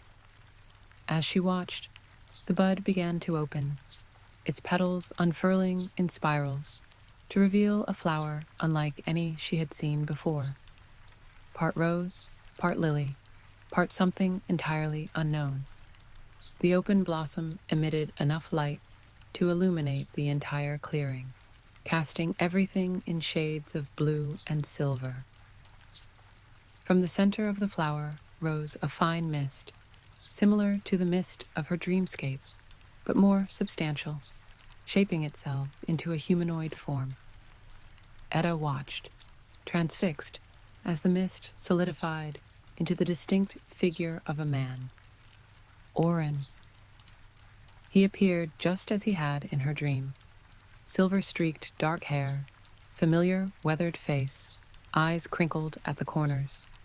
He wore the same gardening clothes, sleeves rolled to the elbows, dirt beneath his fingernails. But this was no dream.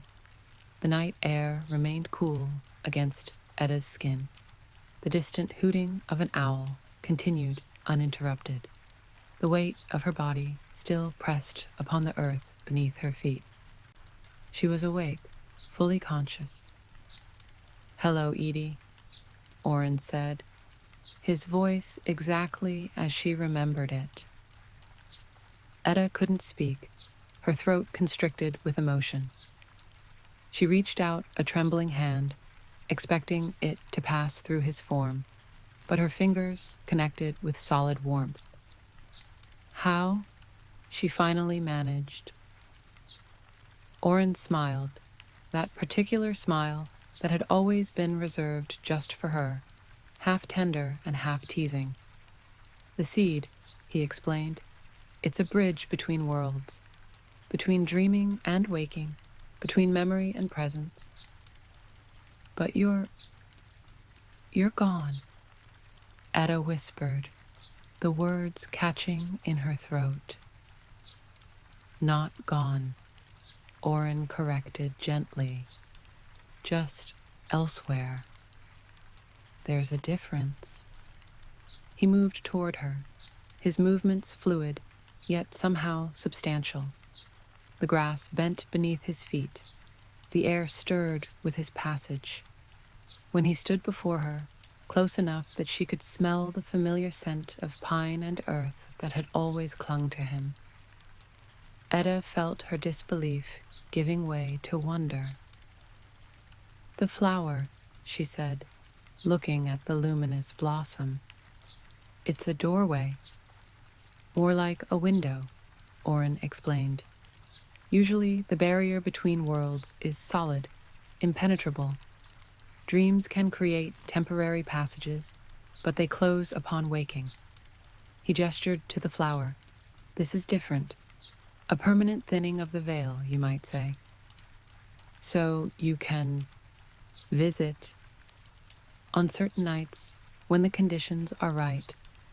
Nights of significance, solstices, equinoxes." He smiled ruefully. "Anniversaries."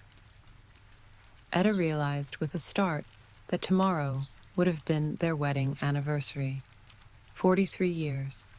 She had stopped marking the occasion after his death, finding it too painful. "But how?" she asked again. "How did you give me a real seed in a dream?" "It wasn't a dream seed made real," Oren said. "It was a real seed carried into your dream." At her puzzled expression, he continued, "Think of it as something that exists in both realms simultaneously. The flower that grows from it shares that dual nature." Edda considered this, her mind working to accommodate concepts beyond ordinary understanding. Yet it didn't feel entirely unfamiliar. Hadn't her tea-making always operated at the edges of conventional knowledge? Hadn't she always sensed that dreams were more than mere fantasies of the sleeping mind? "Will it always bloom?" she asked, indicating the luminous flower. "Number, like any plant, it has its seasons. It will bloom on significant nights, then close again until the next occasion."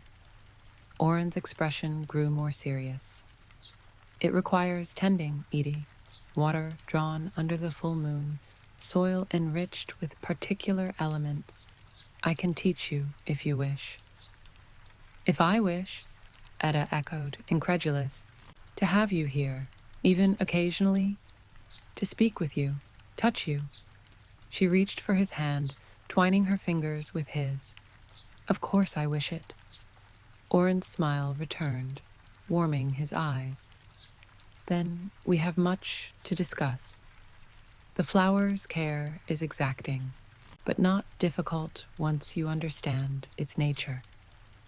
They sat together at the edge of the clearing, and Oren explained the requirements of this extraordinary plant, when to water it, only at dawn or dusk, what to feed it, a mixture of bone meal, crushed eggshells, and 3 specific minerals, how to protect it from extreme weather. Edda listened intently, her herbalist's mind cataloging the information with practiced precision. As he spoke, she studied him, not just his words, but his presence. There was a subtle translucence to him, visible only at certain angles, a quality that suggested he was indeed not fully in her world. Yet he was undeniably here, solid enough to touch, to hear, to love. "What about Lily?" she asked when he had finished his instructions. "Can she come through as well?" A shadow passed over Oren's face. "It's more complicated for her. She journeyed further, having left much earlier in her life." He squeezed Edda's hand. "But yes, on certain occasions, special alignments, particularly powerful moments, she can manifest as I am now." "And in dreams, can I visit you both there again? The tea you made tonight, memory leaf you called it?" When Edda nodded, he continued, "It will serve as a key, allowing you to return to the dreamscape where we met. Not every time, and not with the same intensity as your first journey. But yes, we can meet in that middle realm." Relief flooded through Edda. Even if these physical manifestations were rare, the knowledge that she could reach them in dreams provided a comfort she had never thought to experience again. They talked through the night, the blue flower's glow illuminating their reunion. Oren told her of his existence in the other realm, not heaven as religions conceived it, but a place of continued growth and learning, of community with others who had passed over. Edda shared stories of the village, of her tea-making practice, of the changes in Mistwick since his departure. As dawn approached, Oren looked toward the lightening eastern sky. "I must go soon. The flower closes with first light. Panic flickered through Edda. When will I see you again? Samhain, he said, naming the autumn festival that marked the time when the veil between worlds grew naturally thin. In 1 month's time, the flower will bloom again then. He touched her cheek gently, and in your dreams, perhaps sooner, Edda leaned into his touch, memorizing the sensation. I'll tend the flower exactly as you instructed. I know you will. He rose, helping her to her feet. You've always had a gift for nurturing growth, Edie. In plants, in people, in yourself, though you've neglected that last one for too long.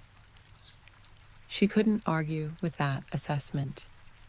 Hadn't she allowed parts of herself to wither after losing them? Hadn't she turned away from her own needs, her own dreams? I'm ready to change that, she said firmly. I can see that. Oren's eyes crinkled with his smile. The tea did what it was meant to do, after all.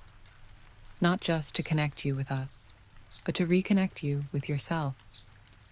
He bent to kiss her, a gentle pressure of lips, a sharing of breath, a wordless promise. Then he stepped back, moving toward the glowing flower. Until Samhain, he said, his form already beginning to grow translucent as the first rays of sunlight crept over the eastern hills. Until then, Edda echoed, watching as he seemed to dissolve into mist that flowed downward into the heart of the blossom. The flower's petals began to close, their movement fluid and purposeful.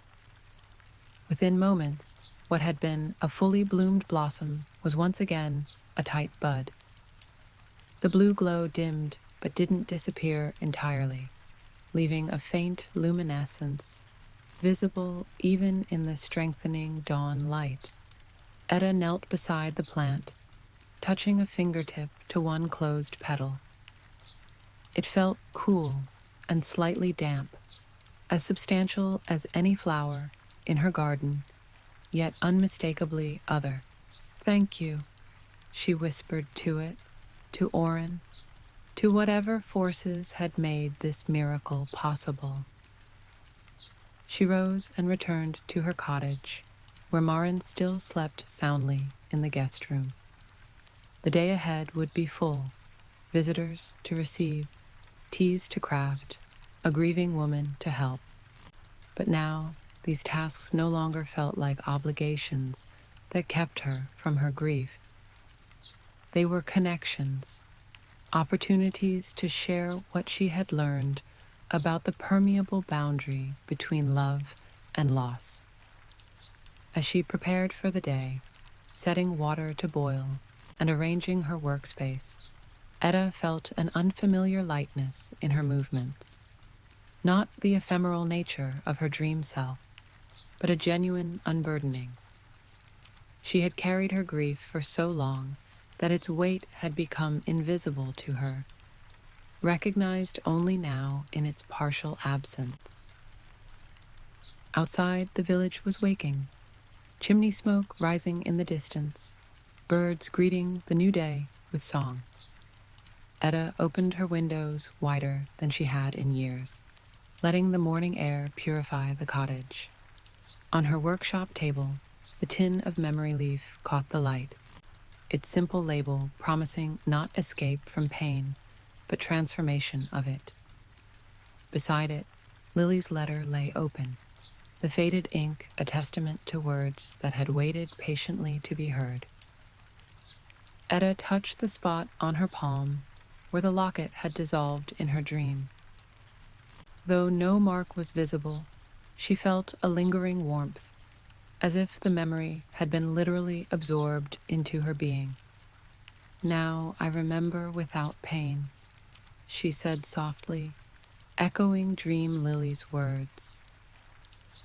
not without sadness that would always remain when love was separated by death's boundary, but without the crippling anguish that had defined her existence for so long, without the fear that joy might somehow betray their memory. The kettle began to whistle, calling her back to the present moment. Edda moved to remove it from the heat, ready to begin brewing the day's first tea. Not for dreams this time, but for waking, for living, for growing once more. Chapter 5. A Second Goodbye. The day passed in a blur of activity. Maren awoke mid-morning, looking rested, but still carrying the hollow-eyed grief that had brought her to Edda's door. They spent hours in consultation, Edda asking gentle questions about Maren's husband, their relationship, what remained unsaid between them. Such conversations were familiar territory for Edda, but today she approached the exchange with new insight, having walked her own path of reconnection. By late afternoon, Edda had crafted a tea specifically for Maren, less potent than her own memory leaf blend, but designed to create a safe space for the woman to speak her final words to her husband. They agreed that Maren would drink it that evening, sleeping once more in the guest room where Edda could monitor her dream journey. As twilight approached, Thomas and his mother arrived, the boy eager to tell Edda what had happened after his midnight message. "I dreamed of the flower," he reported, eyes wide with wonder. "The blue one in your garden. I saw it glowing, and I saw—" He hesitated, glancing at his mother. "It's all right," Mrs. Marsh said. "I believe him now, strange as it sounds." Thomas nodded gratefully. "I saw a man come out of it. He looked like you around the eyes." He studied Edda's face. "Was he your husband?" "Yes," Edda confirmed simply. No elaborate explanation seemed necessary. Children rarely needed the comfort of rational frameworks that adults required. "Thank you for delivering his message." After they left, Edda found herself drawn once more to the garden, to the spot where the blue flower now sat as an unassuming bud, its glow dimmed to the faintest shimmer, visible only in deep shadow. She knelt beside it, examining the soil, ensuring it had adequate moisture. "1 month until Samhain," she whispered to it. "Grow strong until then." As she tended the new plant, Edda became aware of other areas of the garden requiring attention. Beds overtaken by weeds, shrubs in need of pruning, paths almost disappeared beneath encroaching ground cover. For years, she had maintained only what was absolutely necessary for her tea-making, allowing the rest to grow wild. Now, with renewed purpose, she began the slow work of reclamation, not to impose rigid order, but to restore balance, to honor both cultivation and wildness in their proper measure. The physical labor felt cleansing, connecting her to the earth and to memories of working alongside Orin in this same space. By the time darkness fell completely, Edda had filled a wheelbarrow with weeds and overgrowth, uncovered a stone bench long hidden by ivy, and identified a dozen tasks for the days ahead. Her body ached pleasantly from the unaccustomed effort, her hands bearing fresh soil beneath the nails. Inside the cottage, she found Maren sitting by the hearth, staring into the flames with the particular stillness of someone gathering courage. "Are you ready?" Edda asked gently. Maren looked up, resolved to harden her features. Yes, I've waited long enough. Together they prepared for the dream journey. Edda steeped the special tea she had crafted, explaining to Marin what to expect. This isn't like ordinary dreaming, she cautioned. You'll be aware, conscious within the dream. What you see and hear will feel entirely real. Will I actually speak with him? Marin asked, her voice small with both hope and fear. Or is it just my imagination? Edda considered her answer carefully. Until yesterday, she would have offered comforting ambiguity, allowing Marin to interpret the experience however brought her the most peace. But her own dream journey and Oren's miraculous manifestation had shifted her understanding. The line between memory and presence is thinner than we imagine, she said finally. What you experience will contain elements of both. Listen with your heart as well as your ears, and trust what you feel. Marin nodded, accepting this, and drank the tea in slow, deliberate sips. Edda guided her to the guest room, helping her settle comfortably on the bed. I'll be nearby if you need me, she assured the woman. The journey usually lasts 2 to 3 hours. When you wake, I'll be waiting with restorative tea. As Marin drifted into the dream state, her breathing deepening and her features relaxing, Edda quietly closed the door and returned to her workshop. There was one more task she felt compelled to complete before her own rest. From her shelves, she retrieved a fresh journal, one of several empty books she kept for recording successful blends and noteworthy dream accounts. This one had a soft leather cover the color of autumn leaves, its pages thick and cream-colored, waiting for purpose. Edda opened it to the first page and began to write, her quill moving steadily across the paper. Memory leaf. Notes on composition and effects. Created on the night following my first dream journey, this blend represents a new direction in my work, not just helping others connect with their departed loved ones, but strengthening the connection itself, making it more substantial, more real. She continued writing late into the night, carefully documenting her experiences. She described her dream journey through the misty meadow, her encounters with Oren and Lily, and the blue seed that had produced a flower bridging different worlds. As she wrote, the events became clearer in her mind, shifting from the fluid nature of dreams to the more solid realm of conscious understanding. When she had filled several pages, Edda set down her quill and flexed her cramped fingers.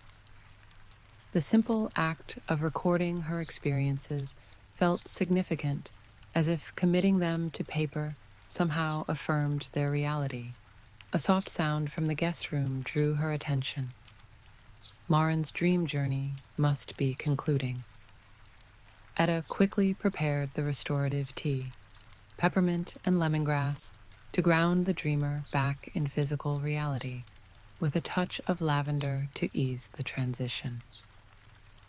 She knocked gently on the guest room door, then entered when she heard Marin's quiet acknowledgement. The woman sat on the edge of the bed, tears streaming silently down her face, but her expression wasn't one of devastation. Rather, she looked peaceful, unburdened. You spoke with him? Edda asked, offering a cup of tea. Marin nodded, accepting it with trembling hands. Yes, we were in our garden. the one behind our home in Redbrook. It was summer, everything in bloom. She sipped the tea, her gaze distant with memory. He looked well, healthy, not as he was in those final days. And you were able to tell him what you needed to say? Yes. A fresh tear slipped down Marin's cheek. I told him about my anger, that I was furious with him for leaving me alone, for not fighting harder against the fever. I told him how frightened I've been, trying to manage everything without him. She took another sip of tea, her composure gradually returning. He listened, really listened, in a way he sometimes couldn't in life. And then he told me, her voice broke slightly. He told me he was sorry for leaving, but that he hadn't truly gone. That he waits in the places between, watching over me, over our children. Edda nodded encouragingly. And do you believe him? Marin considered this, her brow furrowing.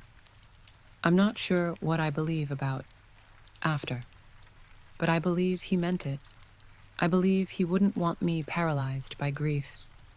She looked up, meeting Edda's gaze directly. It felt like a second chance to say goodbye, a better goodbye than the hasty words exchanged as the fever took him. Sometimes that's what we need most, Edda said softly, not to avoid farewell, but to make it meaningful. They sat in companionable silence for a while, Marin finishing her tea, Edda watching the subtle changes in the woman's demeanor, the loosening of tension around her mouth, the slight straightening of her shoulders. The dream journey had not removed her grief, but it had transformed it somehow, making it bearable. Will I dream of him again? Marin asked eventually. Without the tea? Perhaps. Ordinary dreams may bring him to you now and then. Edda hesitated, then added, and there are certain times of year when the veil between worlds grows thin naturally. Samhain, the winter solstice, the equinoxes. Keep your awareness open during those times. Marin nodded thoughtfully. I should return home soon. My children need me. She managed a small smile. I feel ready now to be what they need. Sleep tonight, Edda suggested. Begin your journey home tomorrow, after a proper breakfast. After settling Marin back to sleep, Edda returned to her own room, weary but content. The day had been full in ways she hadn't experienced in years, not just with activities, but with meaning, with genuine connection to those around her. She prepared for bed methodically, washing her face in cool water, combing out her long silver hair, changing into her nightdress. As she moved through these familiar rituals, she found herself thinking of Lily, not with the sharp ache that had accompanied such thoughts for decades, but with a gentler melancholy tinged with anticipation. If Orin could manifest through the blue flower, then Lily might someday do the same. The possibility felt like a gift held in reserve, waiting for the right moment to be opened. Edda slept deeply that night, her dreams ordinary but pleasant. Gardens in full bloom, cottages with windows open to summer breezes, paths winding through sunlit forests. She woke feeling genuinely rested, her mind clear, her purpose renewed. After breakfast with Marin and seeing the woman off on her homeward journey, Edda spent the morning in her garden again, continuing the work of reclamation. The blue flower remained closed, its glow visible now only in the deepest shadow beneath its leaves. but it had already grown noticeably. The stem thicker, the bud larger, new leaves unfurling along its length. Days passed, settling into a new rhythm. Villagers still came seeking dream teas, but Edda approached their needs with fresh insight, having journeyed so deeply through her own dreams.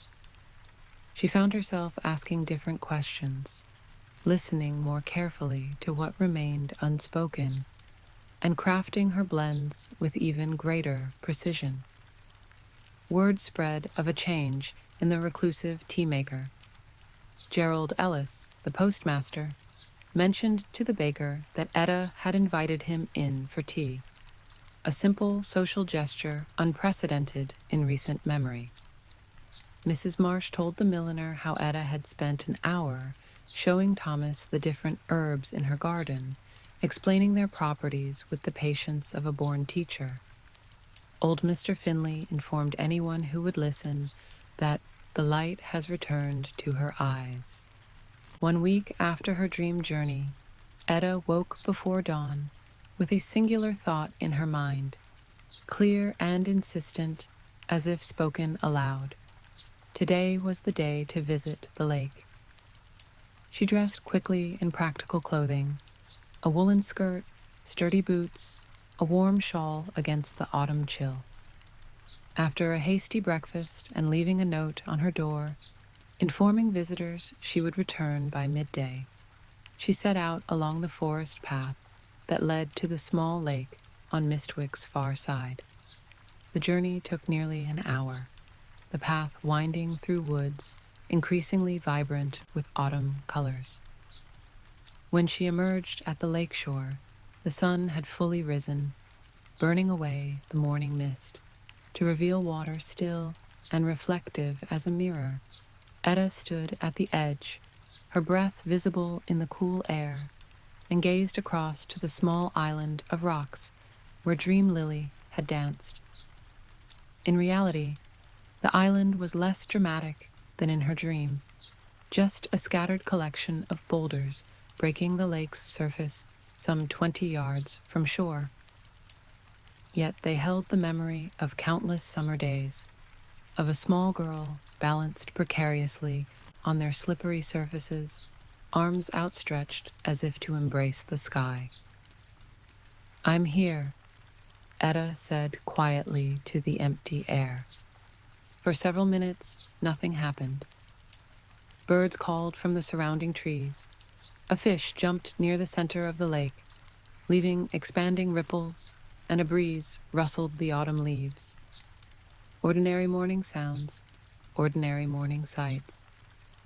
Then gradually, Edda became aware of a presence, not visible, not audible, but undeniably there. A pressure in the air, a warmth that had nothing to do with the strengthening sunlight. She closed her eyes, focusing on this sensation. Unlike her encounter with Oren in the garden, this presence didn't coalesce into visible form. It remained ethereal, a consciousness without body, yet unmistakably Lily. "I can feel you," Edda whispered.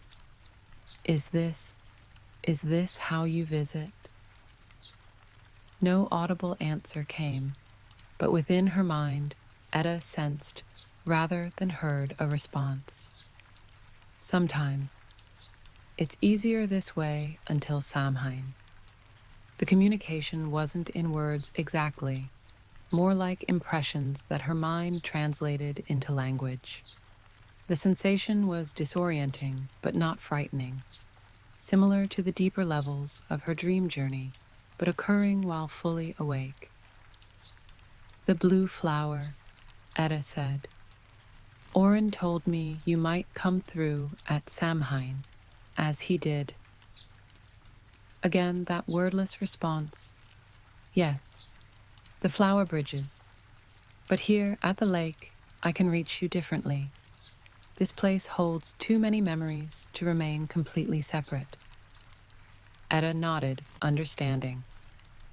She had brought Lily here countless times throughout her childhood, to swim in summer, to skate in winter, to observe the changing seasons in spring and fall. The accumulated weight of those shared experiences had thinned the veil between worlds, creating another kind of passage. "I miss you," Edda said simply. "Even now, knowing I can reach you, I miss your physical presence in my life. That never changes. Distance is real, even when bridged. But it's the nature of love to stretch across such gaps without breaking." The impression came with a flood of emotion, love tinged with longing, joy shadowed by separation. Not Edda's emotions alone, but shared between them, flowing in both directions across the intangible connection. "Your letter," Edda said, "the one about the tea tin. I only just received it." "I know. Some messages arrive exactly when needed, not when sent. You knew I would find it after all these years. Not knew, hoped, trusted. Time moves differently where I am. Patience comes easier." Edda smiled at that. Lily had been many things in life, but patience wasn't one of them. Always rushing forward, eager for the next discovery, the next adventure. That she had learned patience in whatever existence followed death seemed fitting, a natural evolution of her spirit. "Will you tell me about where you are? What it's like?" A pause then. Words fail. Even impressions fall short. Imagine consciousness without the limitations of physical form. Imagine love without the constraints of time. Imagine learning without the boundaries of fixed perspective. Edda tried to encompass these concepts, but they remained just beyond her full comprehension, glimpsed rather than grasped, sensed rather than understood. "Don't worry about understanding completely," came Lily's impression. "Some knowledge waits for its proper time. Just know that I continue, that we all continue. And Orin, he's with you." Yes and no. We exist in the same realm, but experience it differently. He moves between worlds more easily than I can, having spent more time in physical form. But we connect, we communicate, we share what might be called space, though that concept doesn't translate well. Edda absorbed this, adding it to what Orin had told her during his visitation. The picture remained incomplete, like a landscape partly obscured by mist, but the outlines were becoming clearer. Can I help you? Is there anything you need from this side?" A ripple of what felt like laughter touched Edda's mind. Always the mother, even now. "No, I need nothing but what you're already giving. Remembrance without pain, love without anguish. Your healing helps me too." "I'm trying," Edda said. "The dream journey changed something fundamental in me. I feel not whole exactly, but mending." "Yes, that's why the tea waited so long. You weren't ready before. The healing would have been incomplete, possibly harmful." They continued their strange communion as the morning advanced, the sun rising higher, warming the air. Edda remained standing at the water's edge, outwardly still but inwardly engaged in the most profound conversation of her life. No specific topics, no linear progression of ideas, but rather a sharing of essence, mother and daughter reconnecting across the ultimate boundary. Eventually, as midday approached, Edda sensed a thinning of the presence, like mist dissipating under strengthening sunlight. I must go, came Lily's impression. Maintaining connection requires energy that must be replenished. Will I feel you here again? Edda asked, already mourning the imminent separation. Yes, not every time you visit. The conditions must be right, but regularly, and at Samhain, through the flower, we'll meet more substantively. I love you, Edda said, the simple words carrying the weight of decades of longing. And I love you, always have, from before my first breath. I will continue beyond my last. With that final impression, the presence faded completely, leaving Edda alone at the lakeshore. Yet the solitude felt different now, not the isolation of grief, but the temporary separation of two beings connected beyond physical proximity. She turned from the lake and began the walk back to her cottage, her steps lighter than they had been in years. The forest around her seemed more vibrant, more alive, the red and gold leaves more intense, the calls of birds more musical, the scent of earth and foliage more complex. It was, Edda realized, the same shift in perception she had experienced upon waking from her dream journey, that heightened awareness of beauty, that deeper appreciation for the world's sensory offerings. But this time, the change felt permanent, a fundamental realignment of her relationship with life itself. As she emerged from the forest path and her cottage came into view, Edda noticed someone waiting at her garden gate, a young woman, perhaps 20 years old, clutching what appeared to be a small notebook. The visitor looked up as Edda approached, nervousness evident in her posture. "Are you Miss Edda?" she asked. "The dream tea maker?" "I am," Edda confirmed, studying the young woman more carefully.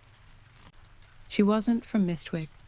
Edda knew all the villagers, at least by sight, but there was something vaguely familiar about her features. "How can I help you?" The young woman held out her notebook. "My name is Clara. My grandmother was Rosalind Thorne. She told me stories about your teas, how they helped her communicate with her twin sister who died in childbirth." She hesitated, then continued in a rush. "I've been having these dreams, vivid, strange dreams, and writing them down every morning. Grandmother said if anyone could help me understand them, it would be you." Rosalind Thorne. The name stirred distant memories. A quiet woman who had visited regularly for several years, always requesting the same dream tea, always leaving with tears in her eyes, but peace in her expression. She had moved away from the region at least 20 years ago. "Your grandmother was a gentle soul," Edda said, opening her garden gate and gesturing for Clara to follow. "Come inside, and we'll discuss these dreams of yours." As they walked the path to her cottage door, Edda noticed something she had overlooked in her earlier departure. The blue flower had produced a second bud, smaller than the first but perfectly formed, growing from the same stem. 2 blooms would appear at Samhain, then. 2 visitors from beyond the veil. The realization filled her with quiet joy as she ushered Clara into the cottage. ready to begin a new chapter in her long practice of dream tending. Chapter 6: Waking to Quiet Rain.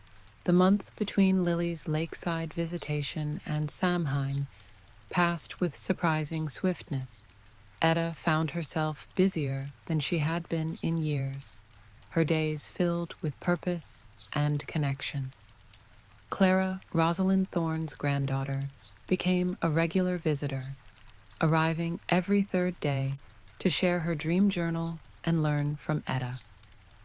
The girl possessed a natural sensitivity to the dream realm, her detailed accounts revealing an intuitive understanding that reminded Edda of Lily at a similar age.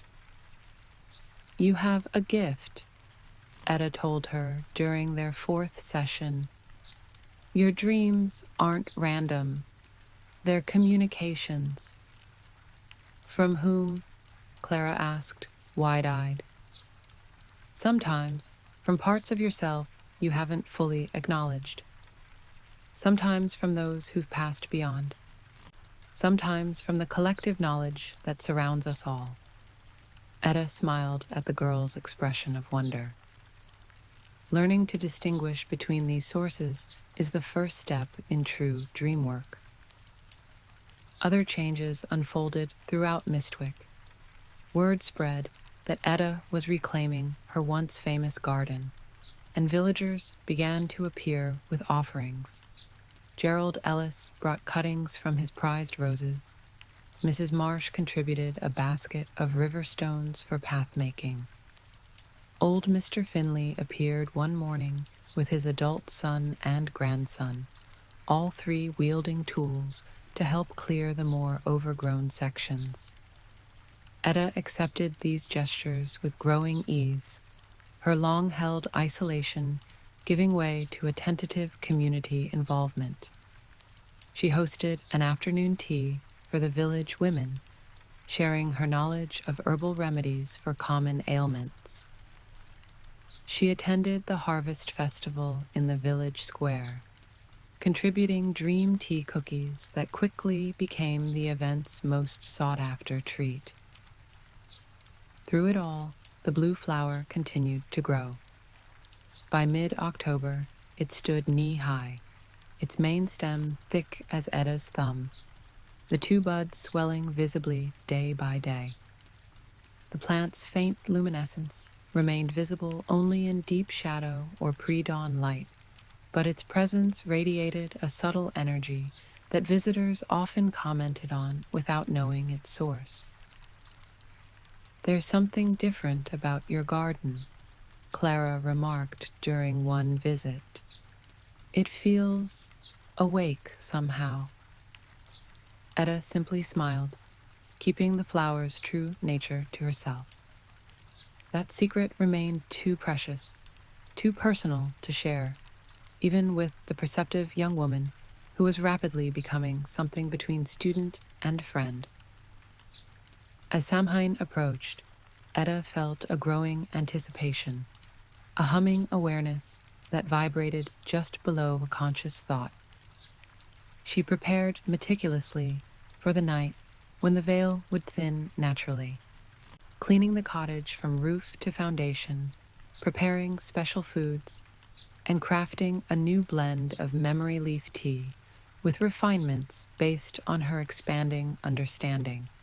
The day before Samhain, a steady rain began, gentle but persistent, continuing through the night and into the following morning. Edda woke to the soft patter against her roof, a soothing rhythm that matched her own sense of peaceful expectation. She lit a fire in the hearth despite the mild temperature, appreciating the golden light it cast throughout the cottage. The rain created a natural boundary, a liquid veil that separated her property from the outside world. No villagers would venture out in such weather for matters not urgent. She would have this special day to herself. After breakfast, Edda sat at her workshop table, with a cup of ordinary breakfast tea, reviewing her journal entries from the past month. She had documented every change in the blue flower, every subtle shift in her perceptions since the dream journey, every new blend of tea she had created with her expanding knowledge. The most recent entry, written the previous evening, detailed her preparations for Samhain night. The blue flower seems to anticipate tomorrow's significance. Both buds have taken on a deeper hue, and the leaves have curled slightly upward, as if reaching for something beyond ordinary sight. I've prepared the cottage for visitors, though none from this realm will come in such weather.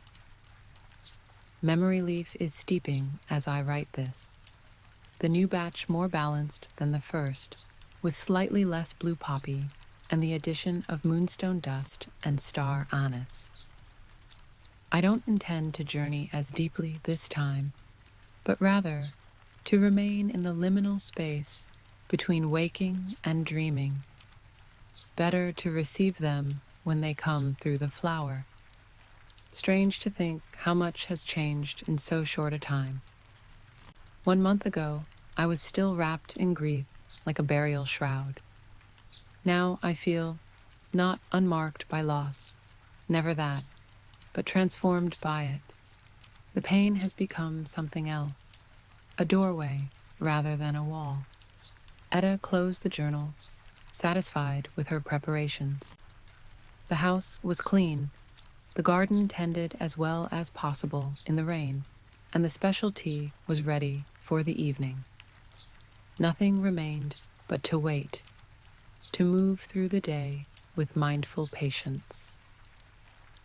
She spent the morning working on a particularly challenging blend for Thomas, whose shadow self dreams had evolved into something more complex. Visions of possible futures, glimpses of paths not yet chosen. The boy's sensitivity had flourished under Edda's guidance, his natural gifts strengthened by her careful mentoring.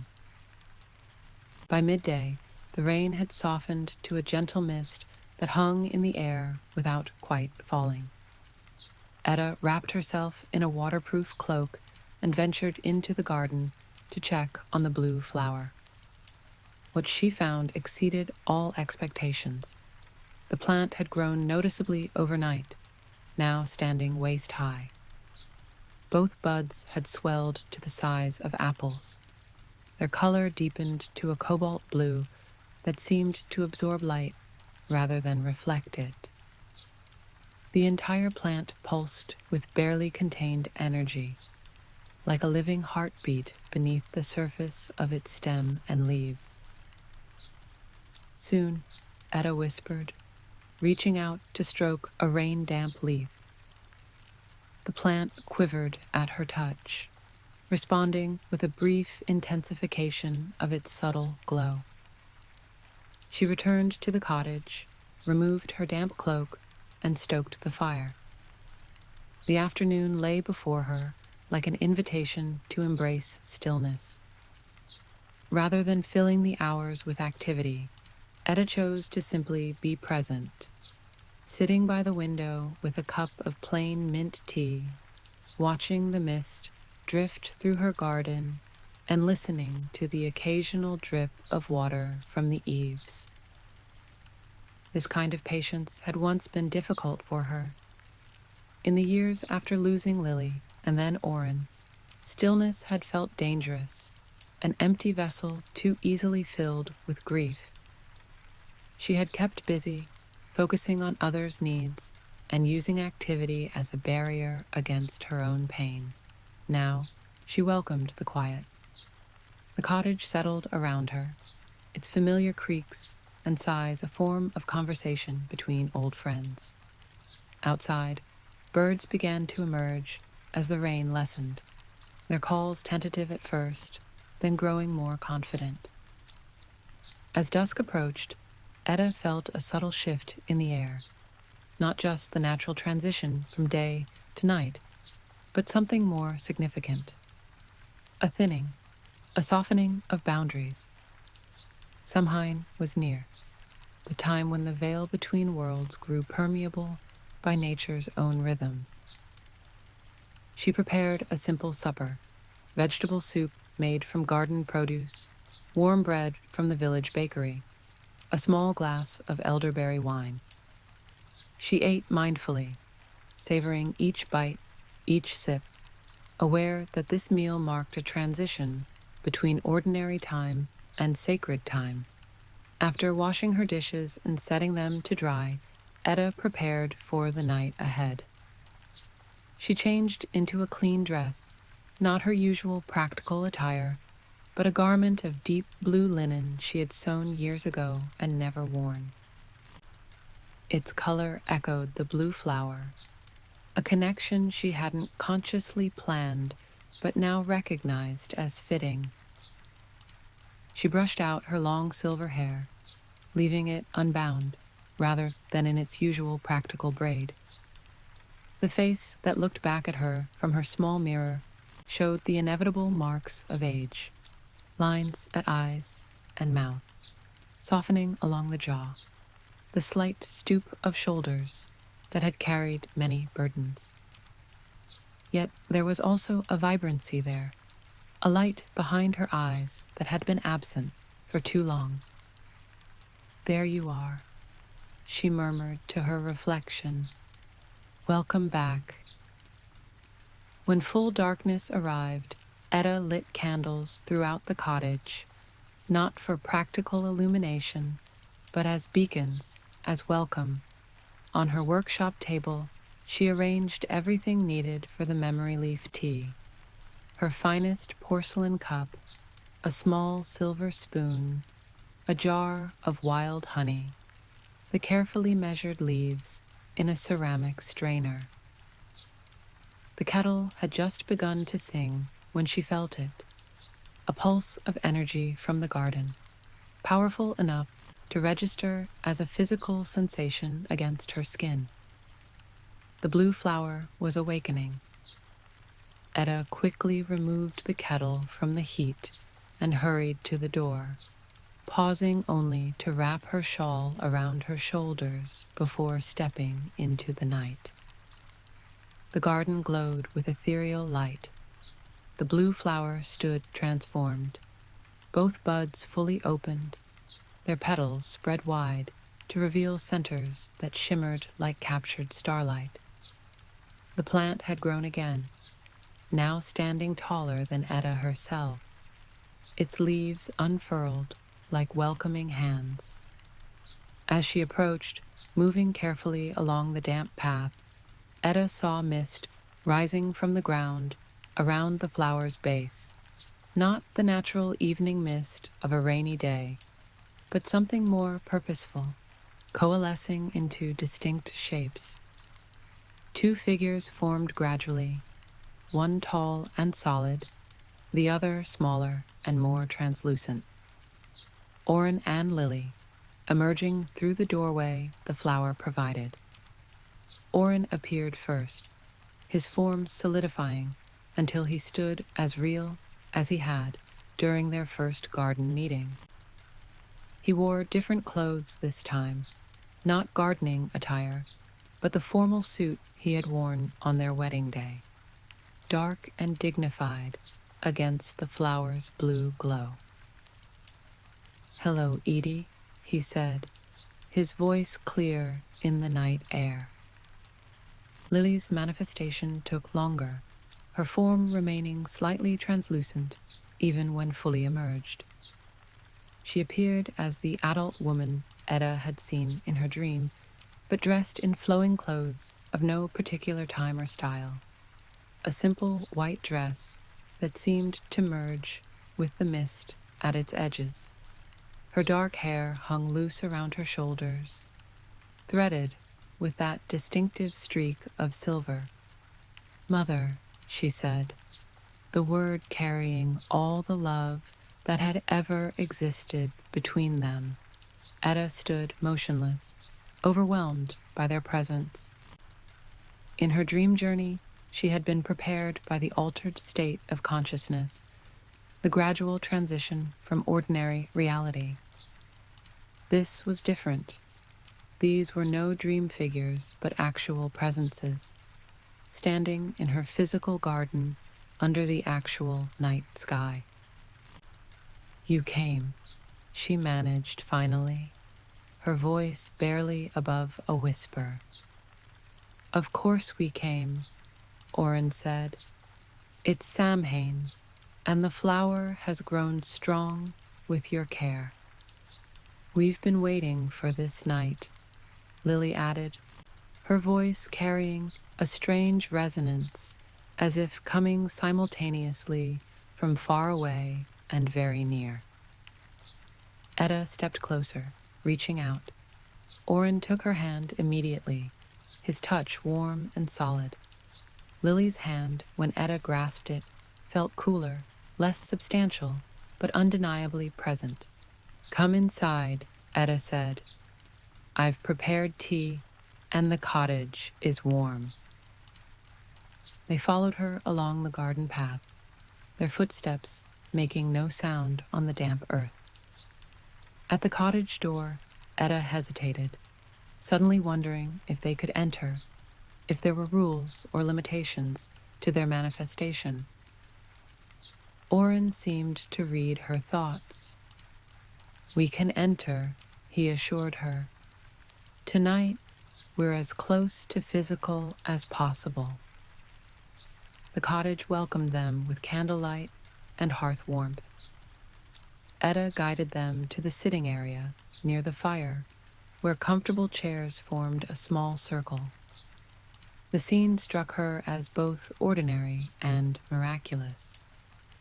Her husband and daughter, sitting in her cottage as they had countless times in life, yet having crossed the ultimate boundary to be here. "The tea," Edda remembered suddenly.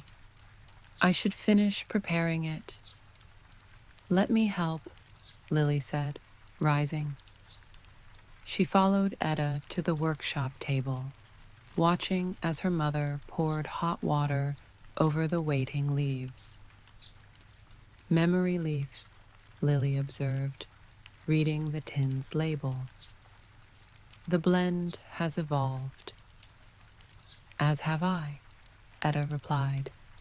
"The original recipe served its purpose, but this version is more balanced, less about journeying backward, more about finding the middle ground between past and present." They waited in companionable silence as the tea steeped, releasing its complex aroma into the cottage air. Edda prepared 3 cups, then hesitated. "Can you—" she began uncertainly. "Drink?" Lily smiled. "Not as you do, but we can experience it differently." She lifted her cup, inhaling the steam, through scent, through memory, through the bridge the flower creates. They returned to the hearth, where Oren sat watching the dancing flames with evident pleasure. "Fire," he said as they rejoined him. "Its true beauty is something I'd forgotten until now. In our realm, elements exist differently, more as concepts than physical manifestations." "Tell me about your realm," Edda requested, settling into her chair with her tea. "As much as can be explained." Oren and Lily exchanged glances, a silent communication passing between them. "It's difficult to translate," Lily began. "Imagine existence without the constraints of physical form. No hunger, no fatigue, no illness, but also without the direct sensory pleasures of embodiment. No taste of food, no feel of rain on skin, no scent of flowers. Instead," Oren continued, "we experience through connection, with each other, with those still living who remember us, with the greater consciousness that underlies all existence." "Is it heaven?" Edda asked hesitantly. as religions describe it. Lily shook her head. Neither heaven nor hell, as traditionally conceived. More like the next classroom after the lessons of physical life are complete. We continue to learn, to grow, to evolve, Oren added. The connections we formed in life remain, but we also form new ones. Lily has connected with my parents, your mother, and others who share our values and interests. And you're together there? Edda asked, the question that had lingered in her heart for years, finally finding a voice. Yes and no, Lily answered honestly. We exist in the same realm, but experience is more individualized than you might imagine. We connect when we choose to, separate when our paths require different explorations. Like a family whose adult members live in different houses, Oren explained, together in the ways that matter, separate in daily experience. Edda nodded, finding comfort in this image. And after I join you someday, will we be together then? Yes, they answered in unison, the certainty in their voices bringing tears to Edda's eyes. But not yet, Lily added gently. You have more to do here first. The conversation flowed naturally after that, moving between profound topics and ordinary catching up. Edda told them about the changes in Mistwick, about her renewed connections with villagers, about young Clara and her remarkable dream sensitivity. They shared stories of their existence beyond the veil, encounters with others they had known in life, discoveries made, growth experienced, hours passed unnoticed, the night deepening around the cottage. The candles burned lower, the fire settled into glowing embers.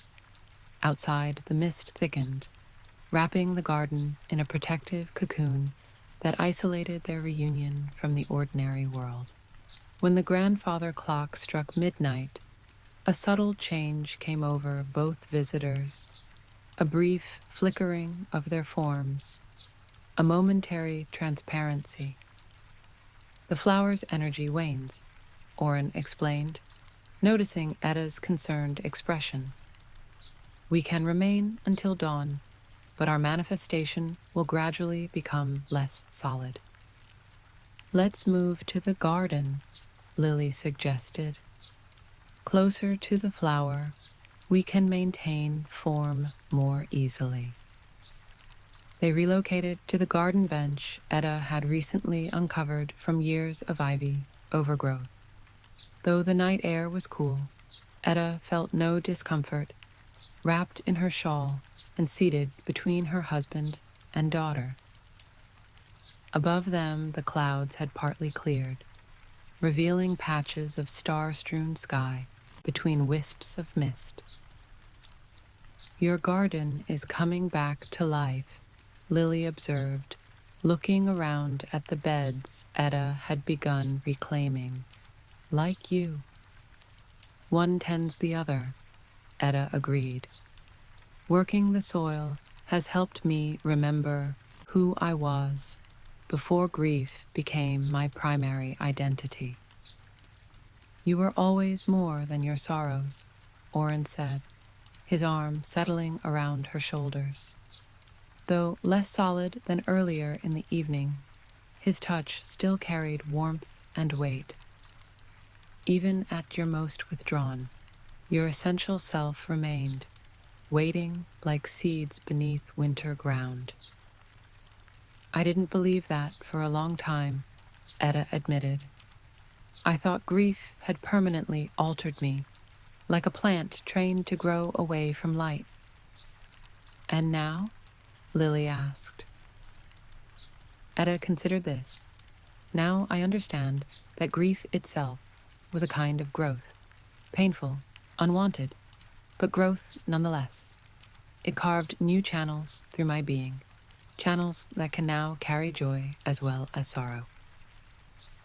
They sat in comfortable silence for a while, each lost in their own thoughts, yet connected in a way that transcended ordinary companionship. Nearby, the blue flower glowed steadily, its light pulsing gently like a shared heartbeat. Eventually, Lily broke the silence. "You should consider teaching, Mother." "Teaching," Edda replied, taken aback by the suggestion. "I'm hardly qualified." "You've spent decades developing knowledge that exists nowhere else," Lily interrupted gently. "Your understanding of dreams, of the connection between realms, of how certain plants can bridge consciousness. This shouldn't end with you." "Clara," Oren said, "she's come to you for a reason." Edda thought of the earnest young woman with her dream journal and eager questions. "She does show remarkable aptitude." "And Thomas," Lily added, "he has natural gifts that need guidance." "An apprentice," Edda mused. "Or two. I hadn't considered it." "Consider it now," Oren encouraged. "Knowledge passed down transforms both teacher and student." The suggestion settled into Edda's mind, feeling right in a way she couldn't immediately articulate. She had always worked alone, guarded her methods as personal, private. But wasn't that partly fear? Fear that sharing would somehow diminish what she had built or expose her to judgment and scrutiny. "I'll think about it," she promised. As they continued talking, Edda became aware of subtle changes in her visitors. Their forms remained visible, but grew increasingly translucent as night deepened toward dawn. Their voices maintained their distinctive qualities, but acquired an echo-like quality, as if coming from progressively greater distances. "You're fading," she said, unable to keep the sadness from her voice. "The night wanes," Oren acknowledged. "The natural thinning of Samhain concludes, and the flower's energy has limits." "Will you come again?" Edda asked, though she already knew the answer. "At the winter solstice," Lily said. "The flower will bloom again then. And you can reach us through your dreams before that," Oren added. "The memory leaf tea creates a bridge, though different from this physical manifestation." "And I can feel you at the lake," Edda said to Lily. "Not see you, but sense your presence." Lily nodded. "The places where our lives intertwined most strongly remain connected. Your garden for Father, the lake for me." The eastern sky had begun to lighten almost imperceptibly, the night's deepest black softening toward charcoal. Their time together was drawing to a close.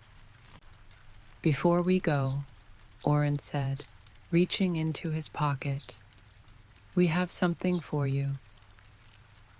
He withdrew his hand, opening his palm to reveal a small object that glowed with the same luminescence as the blue flower, a seed identical to the one he had given Edda in her dream.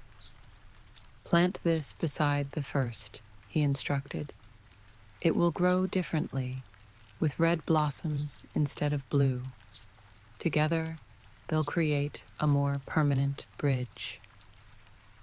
Edda accepted the seed, its warmth pulsing against her skin.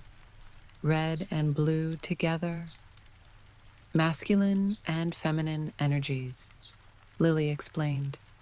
Night and day, moon and sun, dream and waking.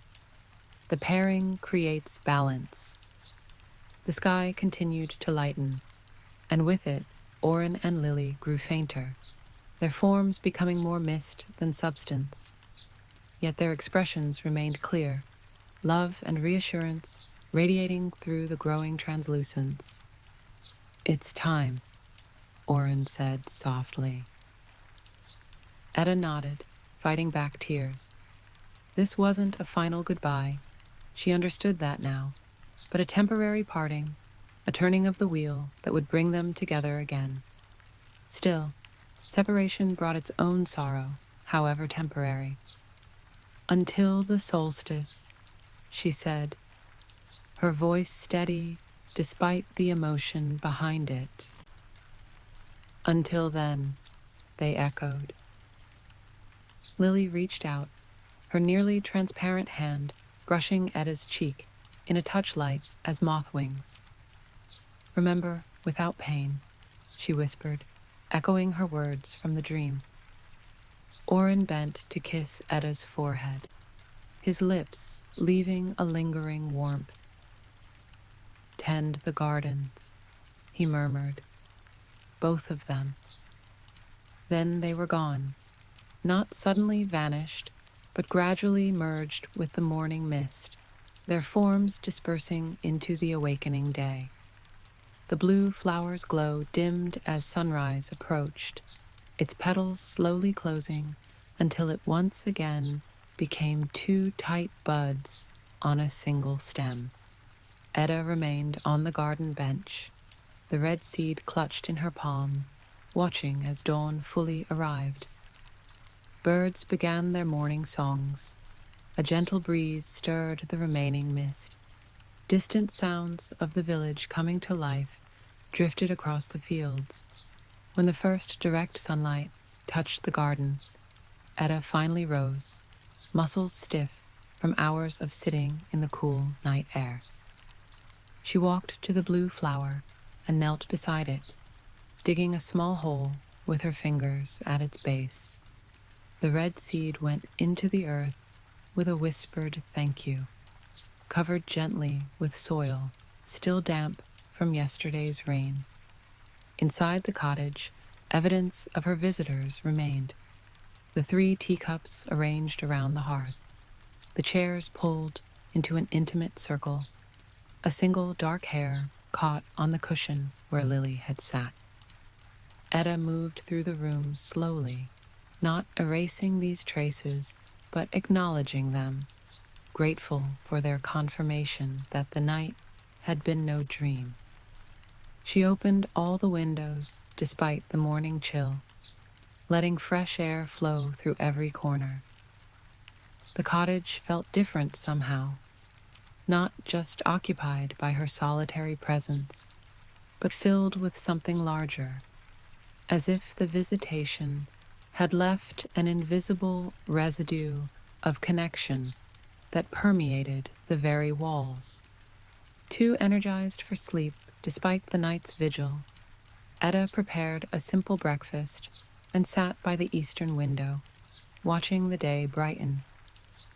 Her mind was full but peaceful, processing all that had been shared, all that had been promised. When a knock came at her door mid-morning, she wasn't surprised to find Clara standing there, dream journal clutched to her chest, an expression of wonder on her young face. "I dreamed of your garden last night," the girl said without preamble. "I saw a blue flower glowing in the darkness and figures emerging from it, a man and a woman." Edda studied her carefully, recognizing the signs of true dream sight. The slightly dilated pupils, the faint luminosity of the skin, the vibrating energy that surrounded her like an invisible aura. "Come in, Clara," she said, opening the door wider. "I think it's time we discussed your apprenticeship." Once they were settled at the workshop table, Clara opened her journal to the night's entry. It included detailed sketches of the blue flower, along with drawings of Orin, Lily, and the garden that had been transformed by their presence. "I don't understand what I saw," Clara confessed, "but it felt important, sacred somehow." Edda smiled, a decision crystallizing within her. "It was both those things," she confirmed, "and if you're willing to learn, I'd like to help you understand not just this dream, but the greater work to which I think you're being called." Clara's eyes widened. "You'll teach me to make dream teas?"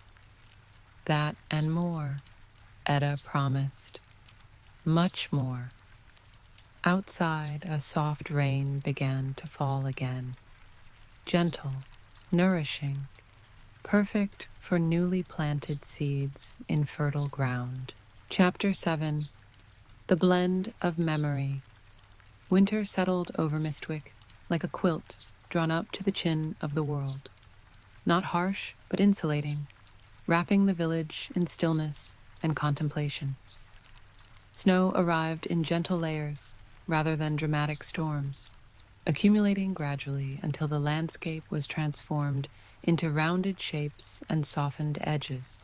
Edda's cottage stood like a sentinel at the forest's edge, smoke rising steadily from its chimney, windows glowing with warm light well into the evening hours. The garden lay dormant beneath its white blanket. Only the blue flower and its newly emerging red companion remaining green and vital, protected by some quality beyond ordinary botany. Inside, the cottage had undergone its own transformation. What had once been a solitary hermitage now hummed with a shared purpose. The workshop table, previously Edda's private domain, now accommodated 2 additional stools. Shelves had been reorganized to make space for Clara's growing collection of botanicals and Thomas's careful drawings of dream symbols. The apprenticeship that began on that quiet morning after Samhain had quickly expanded to include the sensitive boy whose shadow self-dreams had revealed his natural affinity for the work. With his mother's blessing and considerable pride, Thomas now spent 3 afternoons each week at Edda's cottage, learning alongside Clara. They made an unlikely trio: the elderly tea-maker with her decades of solitary practice, the earnest young woman with her meticulous notes and questions, and the solemn boy with his intuitive grasp of concepts that often eluded adult understanding. Yet together, they created a harmony that felt both new and ancient, as if they were remembering a connection rather than establishing one. "Dreams are messages," Edda explained during an early lesson, her students attentive before her, "sometimes from ourselves to ourselves, sometimes from beyond ordinary consciousness. Learning to distinguish between these sources is essential to dream work." "How can we tell the difference?" Clara asked, pen poised above her journal. "Ordinary dreams feel personal, populated with familiar figures and concerns," Edda replied. "Messages from beyond have a different quality, a clarity, a significance that transcends your individual experience." "Like my shadow self," Thomas suggested. "Exactly," Edda nodded approvingly. "Your shadow wasn't just a dream figure, it carried awareness independent of your own." The lessons progressed from theory to practice, identifying and harvesting plants with dream-affecting properties, proper drying and storage techniques, and the precise methods of blending and brewing that distinguished dream teas from ordinary herbal infusions. Edda shared the knowledge she had never articulated before, finding that teaching clarified her own understanding. Between formal lessons, life continued its steady rhythm. Villagers still came seeking dream teas for their various needs, but now they sometimes found Clara measuring ingredients under Edda's supervision, or Thomas explaining the meaning of a recurrent dream symbol with remarkable insight for his years. Word spread beyond Mistwick's boundaries. Travelers arrived more frequently, drawn by stories of the dream tea maker and her gifted apprentices. What had once been Edda's small, private practice gradually evolved into something closer to a school, modest in size, but increasingly renowned for its unique offerings. Through it all, Edda maintained her connection with Orin and Lily. The memory leaf tea became a regular ritual, not nightly, but weekly, allowing her to visit the dream realm where their essences could meet more freely than in the physical world. These encounters lacked the solidity of their Samhain manifestation, but carried their own intimacy, a merging of consciousness that transcended ordinary communication. At the lake, on clear days when sunlight silvered the water's surface, Edda could still sense Lily's presence, not visible, not audible, but undeniably there, a warmth in the air, a subtle pressure of awareness. Sometimes she brought Thomas and Clara to this spot, teaching them to recognize the signs of thinned boundaries between worlds. "Feel that?" she would ask as they stood at the water's edge. "That's not just memory or imagination. It's actual presence, manifesting where emotional connections were strongest in life."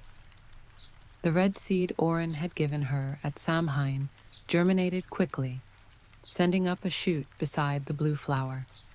By winter solstice, it stood knee-high, a single tight bud at its apex, glowing with subtle crimson light. Together, the plants formed a balanced pair, different in color but identical in structure, their energies complementary. On solstice night, as Edda had anticipated, both flowers bloomed fully, creating another gateway for Orin and Lily to manifest. This visitation differed from Samhain, briefer, more focused, yet equally meaningful. They appeared more solid this time, benefiting from the combined energy of both flowers. "The balance strengthens the connection," Orin explained, examining the paired plants with evident satisfaction. "Blue draws from moon energy, red from sun. Together, they create a more stable bridge." "Will it eventually become permanent?" Edda asked. "A doorway that remains open?" Lily shook her head. "No doorway between realms can or should remain permanently open. The separation exists for important reasons. Each side has its own purposes, its own evolutionary path. But the flowers will continue to create regular opportunities for crossing," Orin assured her. "And as they mature, those opportunities will increase in frequency and duration." The winter solstice visit concluded with another gift, a third seed, golden in color, to be planted at the spring equinox. 3 creates completion, Lily explained, a triangle of energies that will stabilize the entire garden as a place of connection. As winter deepened, Edda's teaching expanded beyond the technical aspects of dream tea making into the philosophical underpinnings of her practice. She shared with her apprentices her evolving understanding of death not as an ending, but as a transition, not just as a religious concept, but as a reality she had experienced directly. The barrier between worlds is more permeable than most people realize, she told them during a lesson conducted beside the hearth as snow fell silently outside. Dreams provide one pathway across it, but there are others: deep meditation, certain altered states of consciousness, even the intense focus of creative work. Is that why artists often report feeling visited by inspiration? Clara asked. Precisely, Edda confirmed. That sense of receiving ideas from beyond oneself isn't a mere poetic metaphor. It's an accurate description of consciousness extending beyond its ordinary boundaries. These teachings might have seemed fantastical coming from someone else, but Edda's students had witnessed enough evidence to accept them as practical knowledge rather than spiritual speculation. They had seen the blue and red flowers glowing in the night garden. They had felt the distinctive energy that surrounded Edda after her dream journeys.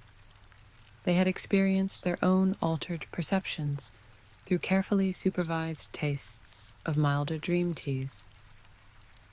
By midwinter, Clara had begun crafting simple dream blends under Edda's guidance, each one tailored to a specific individual and need. Thomas, too young for the precise measuring required for tea making, developed instead an uncanny ability to interpret dream symbols, often perceiving layers of meaning that escaped both Edda and Clara.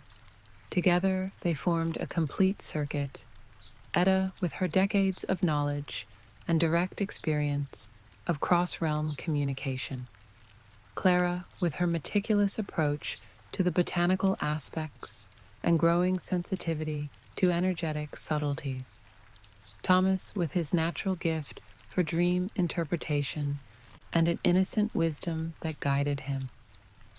What began as simple instructions gradually developed into a collaborative effort, with everyone contributing their unique talents to a shared practice.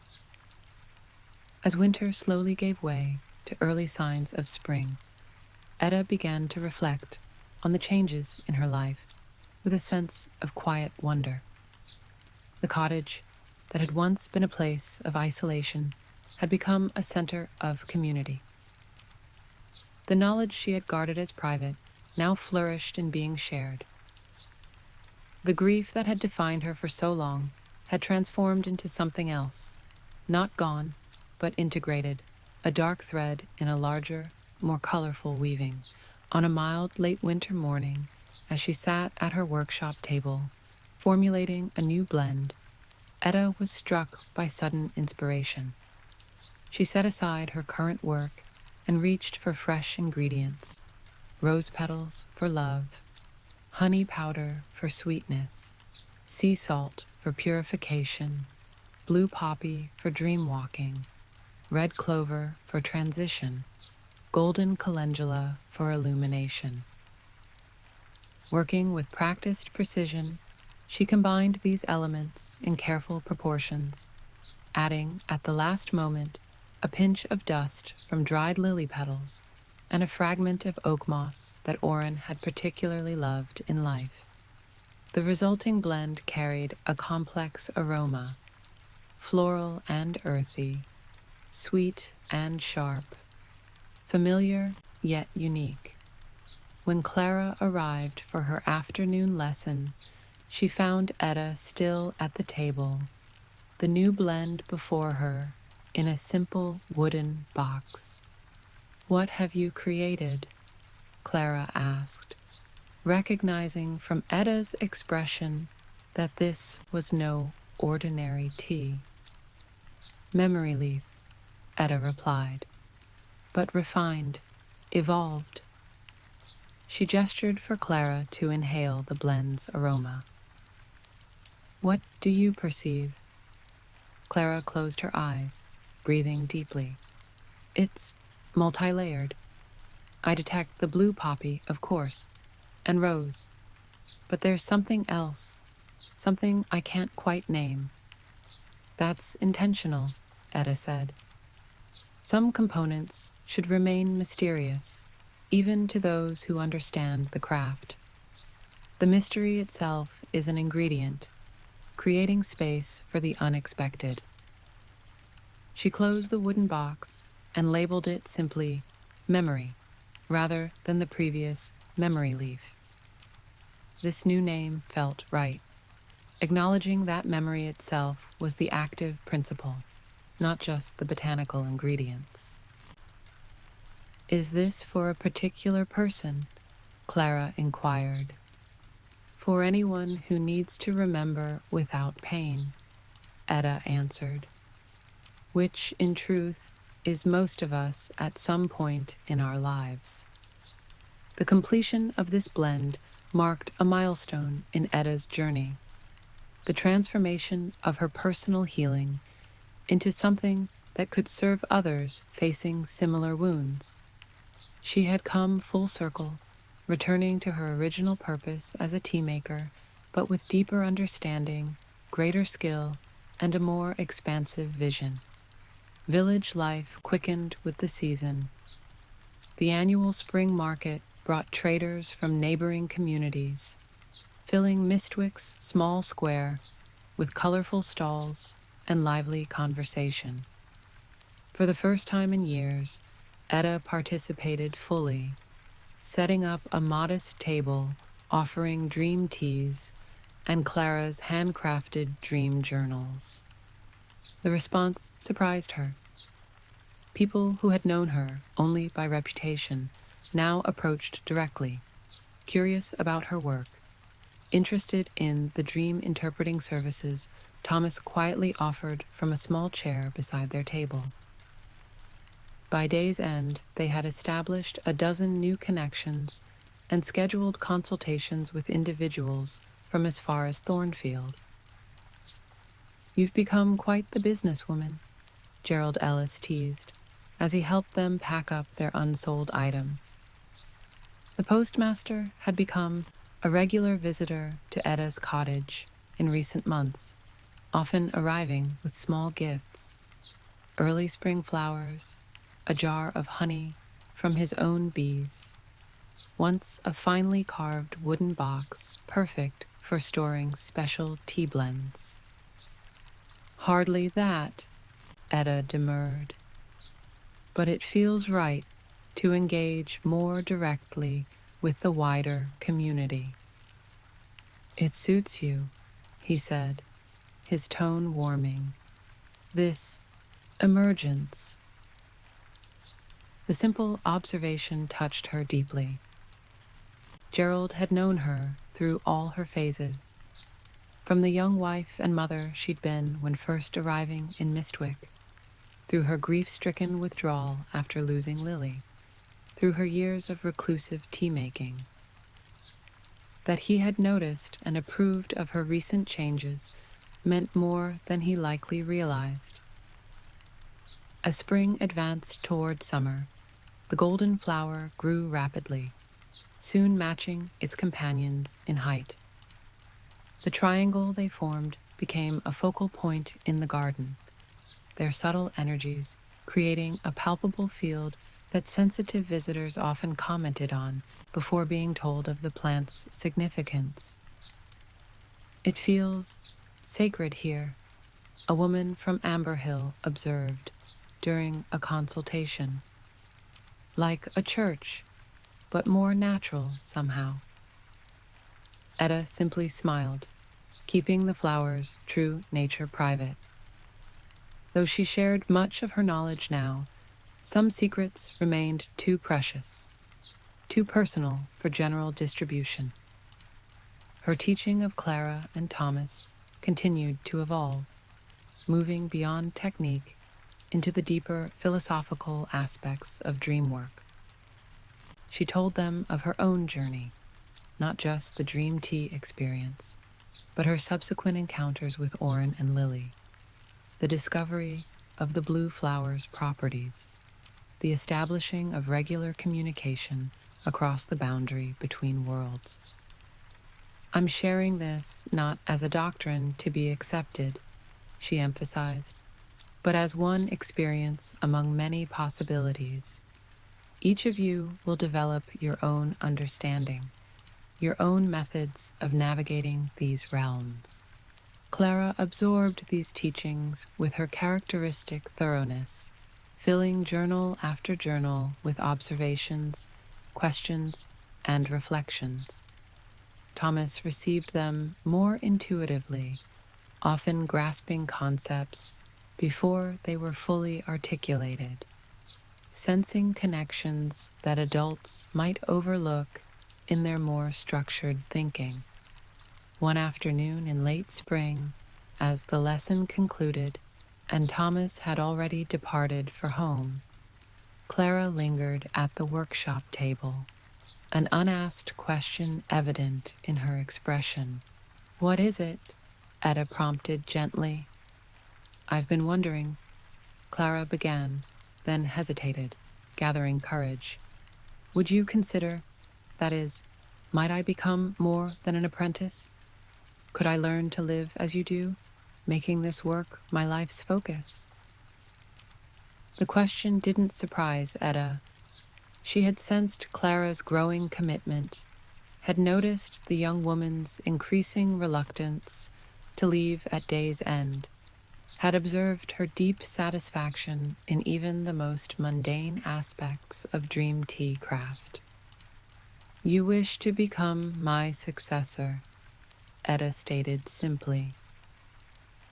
Clara nodded, relieved to have the matter directly addressed.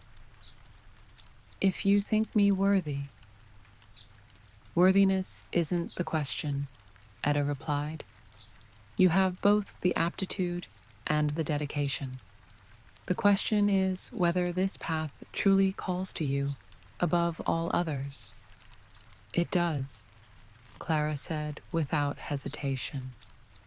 "I've known since our first meeting that this work contains my purpose."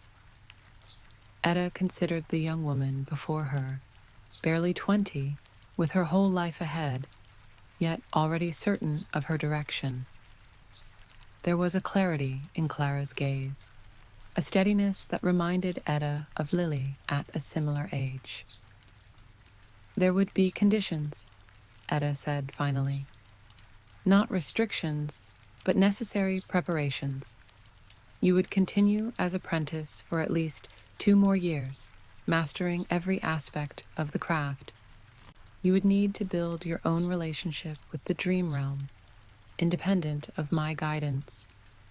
And you would need to understand that this path, while deeply rewarding, often requires sacrifice of more conventional satisfactions."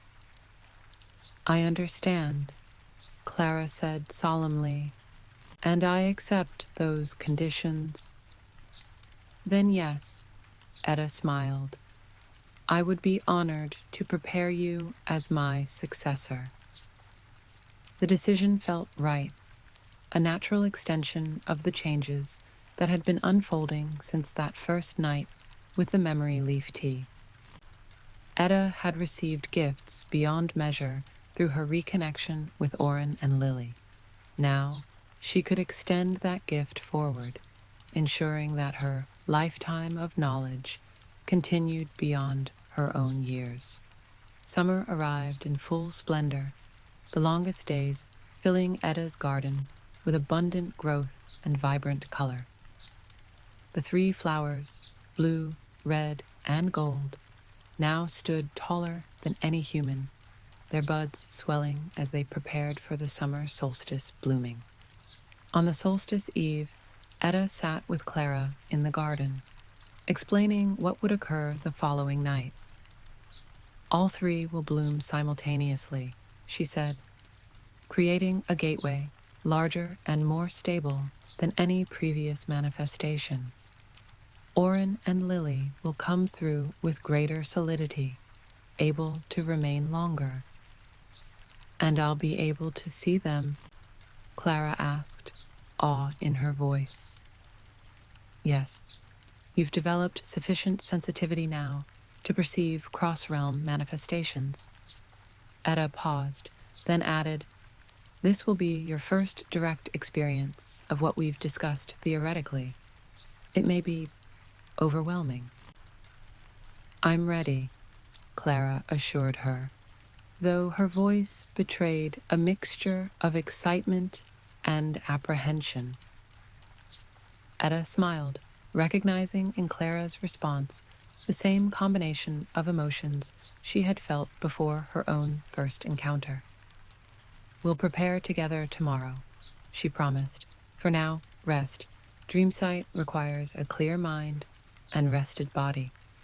The solstice day dawned clear and warm, sunlight stretching to its yearly maximum.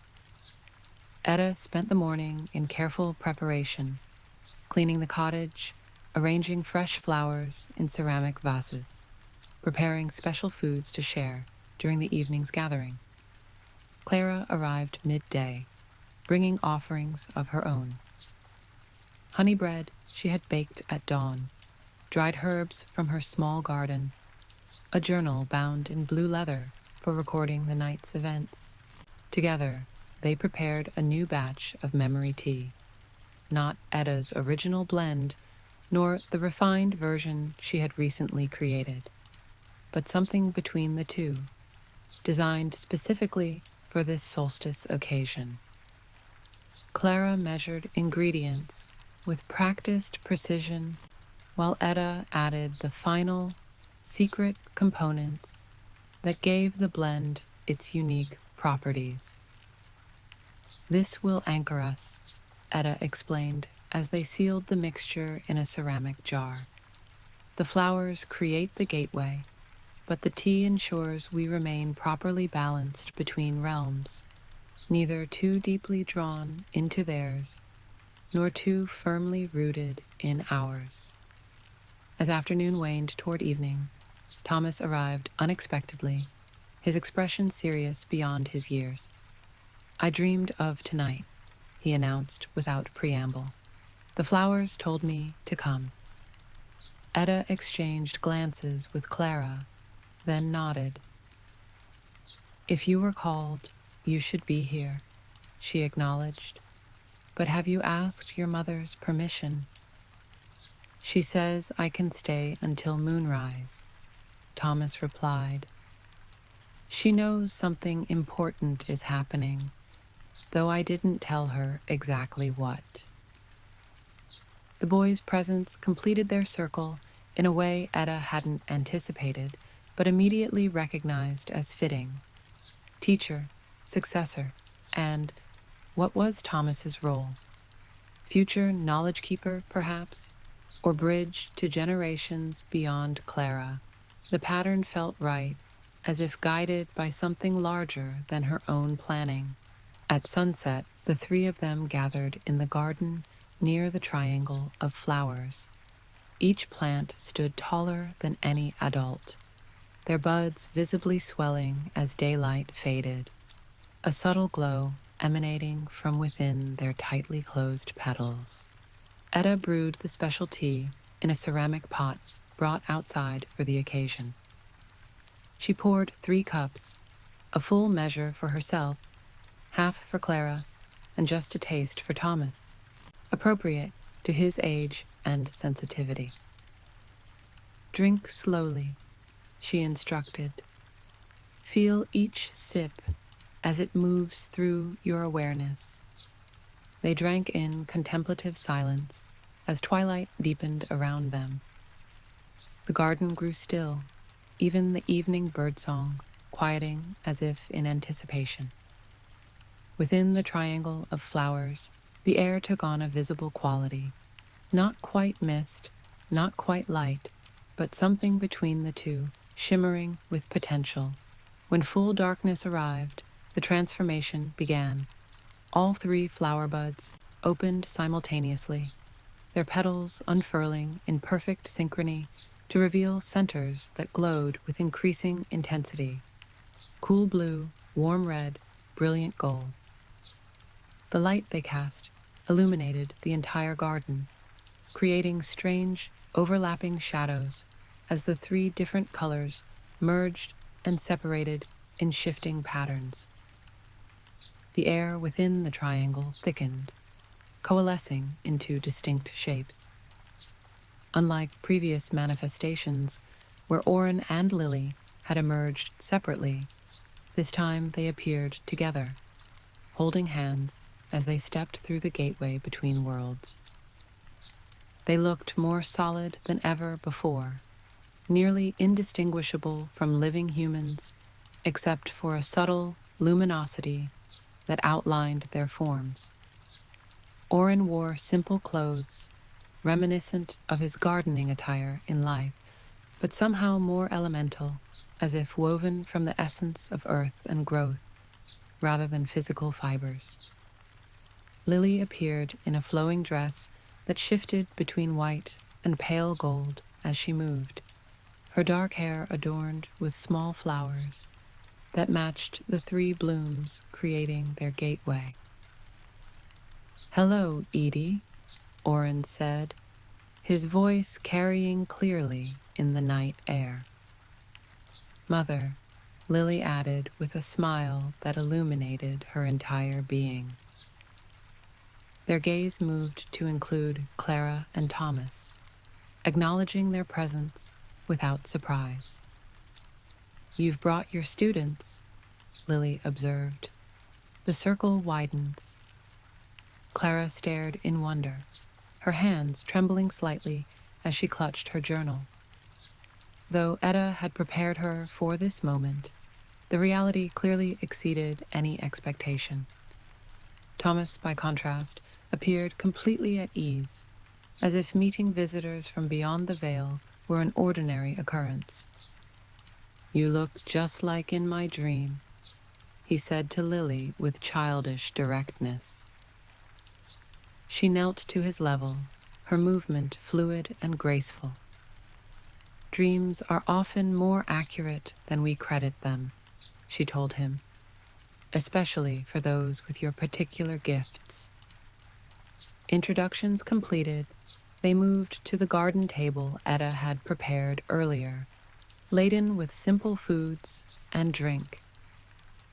Though Orin and Lily explained they couldn't consume physical nourishment as humans did, they joined in the ritual of sharing, appreciating aromas and participating in the communion of the meal.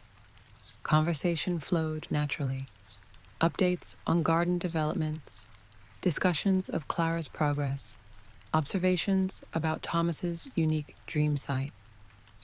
Edda watched with quiet joy as her apprentices interacted with Orin and Lily, asking questions she would never have thought to pose, receiving answers that expanded even her understanding of the relationship between realms. "Is it difficult to manifest like this?" Clara asked, her initial awe giving way to scholarly curiosity. "Not difficult so much as requiring particular conditions," Orin explained.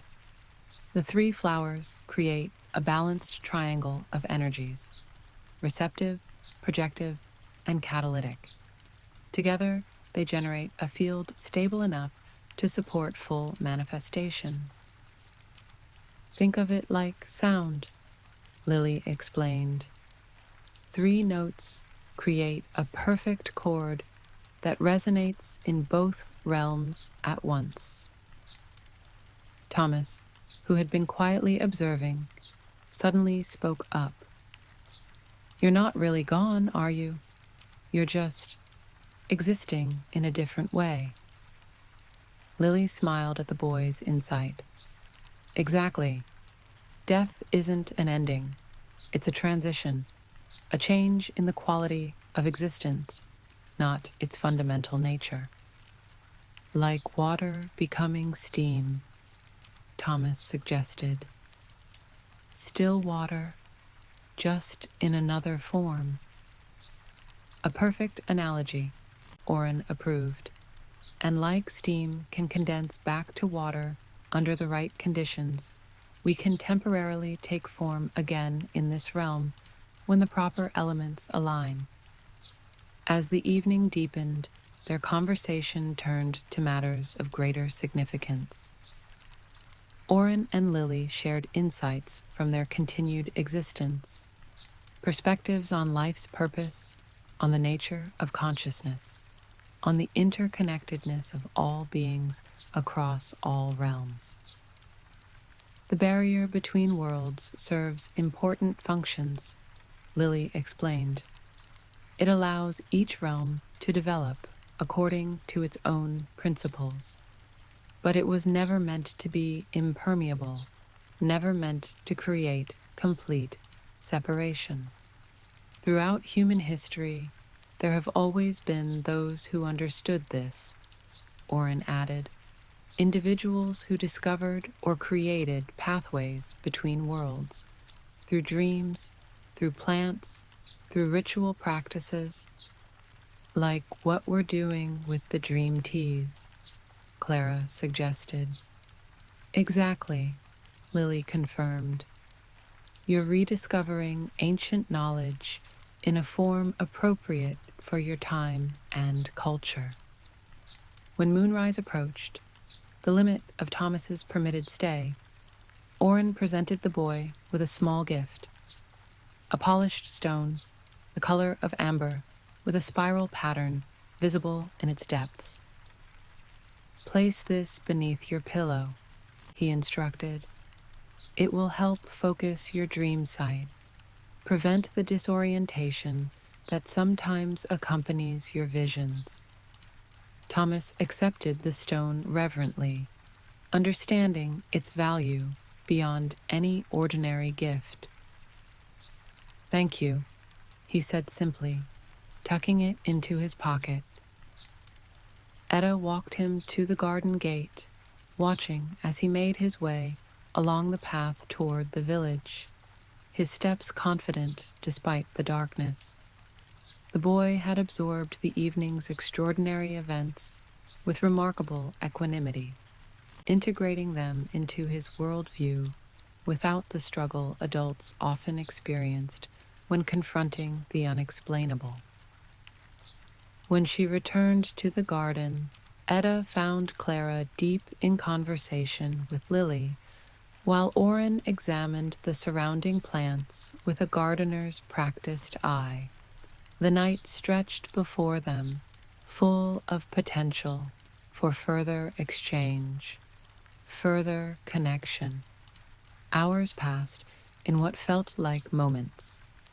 The three flowers maintained their bloom, their combined light, creating a sphere of illumination that enclosed their gathering like a protective bubble. Within this space, the boundaries between teacher and student, living and dead, past and present, seemed to dissolve, replaced by a shared exploration of larger truths. Near midnight, Oren pointed out a significant development. The three flowers had begun to produce seeds, small luminous capsules forming at the center of each bloom. This completes the first cycle, he explained. These seeds carry the combined essence of all three plants. When planted, each will grow into a new flower containing aspects of blue, red, and gold. The next generation, Lily added, more balanced, more stable than the originals. Edda understood the implication immediately. These will create more permanent connections. Yes, Oren confirmed.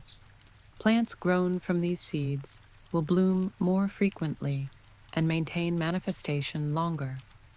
The gateway will gradually strengthen with each generation.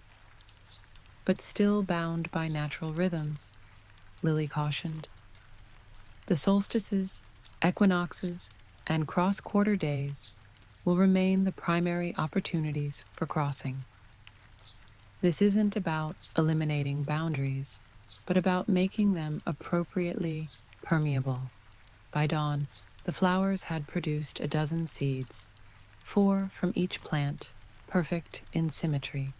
As the first light touched the garden, Oren and Lily began to fade, their forms growing translucent as the flowers slowly closed.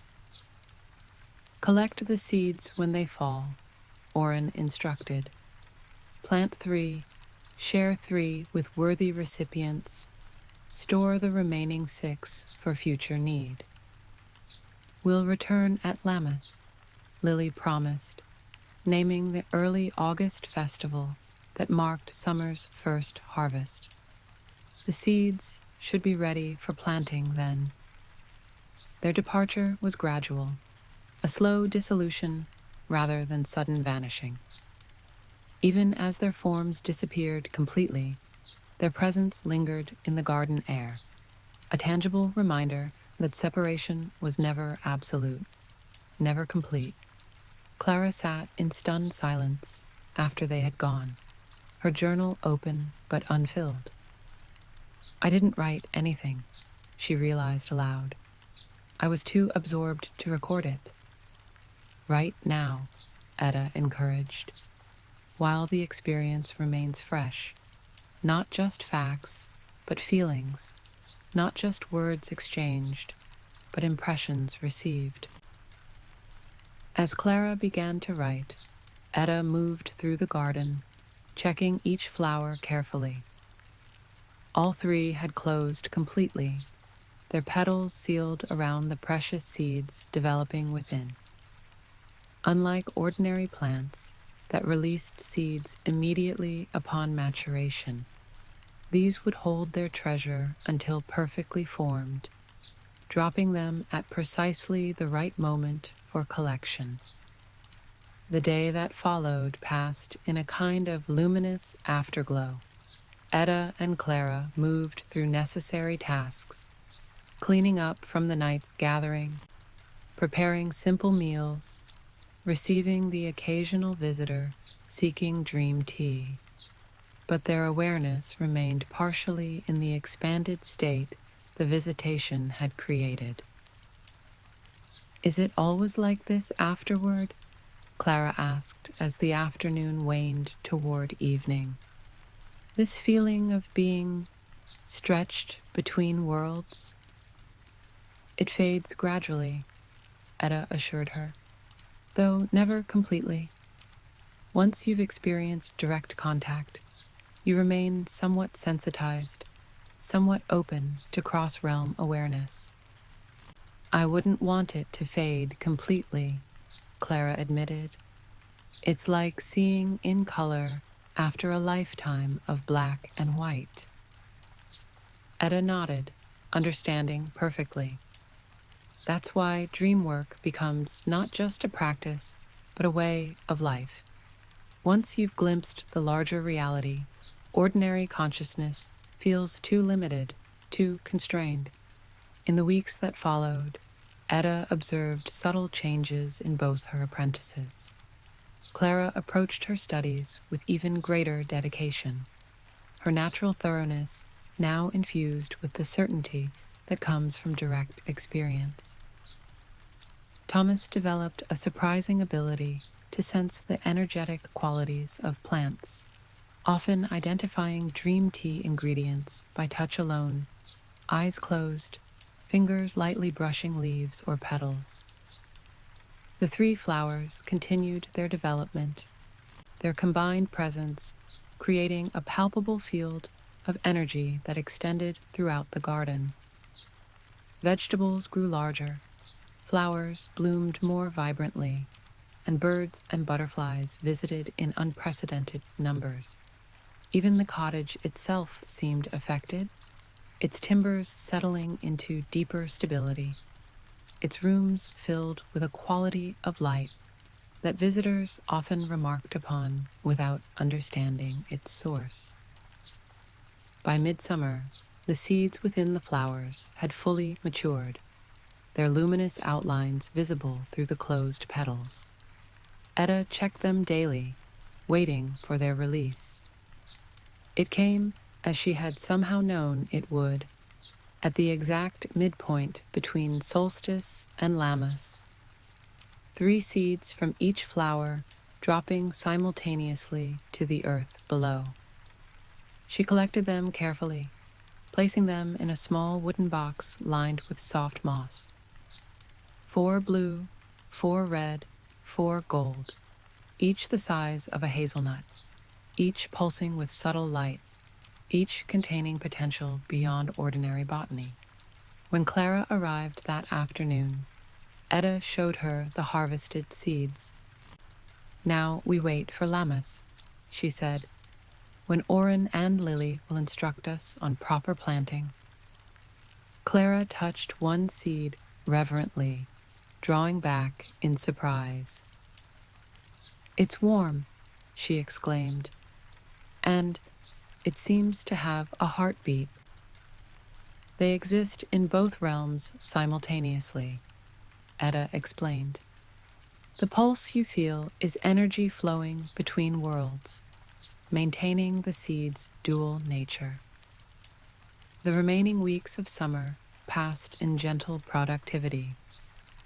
Edda continued teaching her apprentices, now incorporating insights gained from the solstice visitation. The memory tea underwent further refinement, evolving into something more balanced, more accessible to those without innate sensitivity. A young girl arrived at Edda's door one evening, marking a significant development.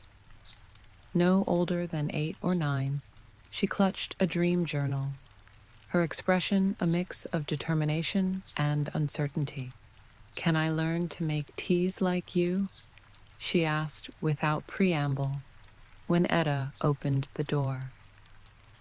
Edda studied the child thoughtfully. There was something familiar in her direct gaze, in the particular quality of awareness that shone behind her dark eyes. "What's your name, child?" "Mari," the girl replied. "Mari Fletcher."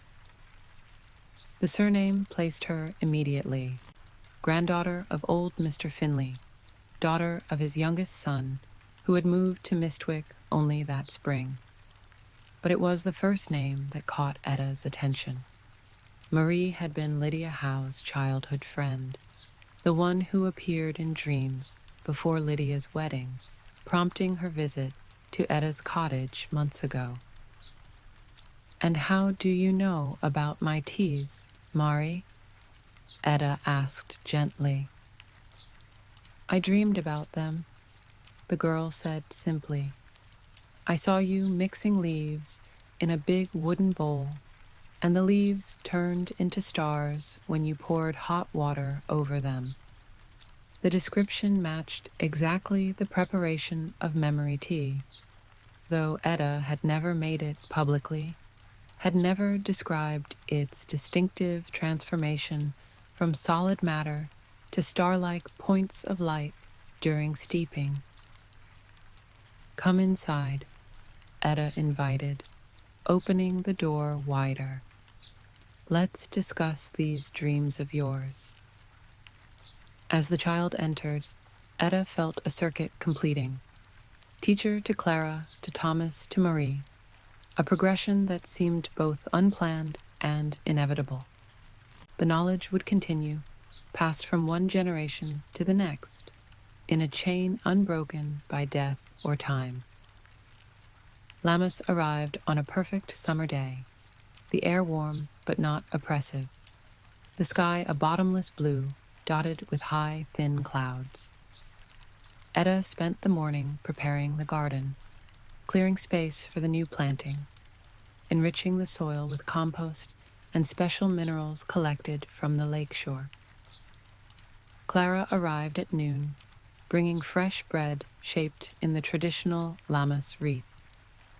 Thomas followed shortly after, accompanied this time by his mother, who had finally asked to see the garden that had so captured her son's imagination. Mrs. Marsh walked the paths with wondering eyes, touching plants with gentle fingers, inhaling the complex fragrances that filled the air. "It's not just a garden," she observed quietly to Edda. "It's I don't have the right word." "Sanctuary, perhaps," Edda suggested.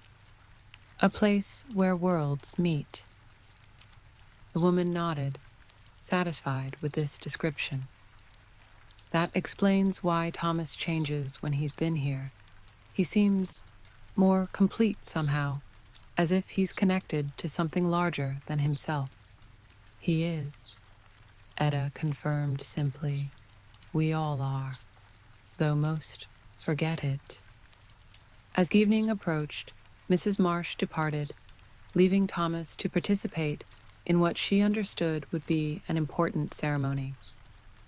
Bring him home by morning was her only stipulation, delivered with a trusting smile that reflected her growing acceptance of Edda's influence in her son's life.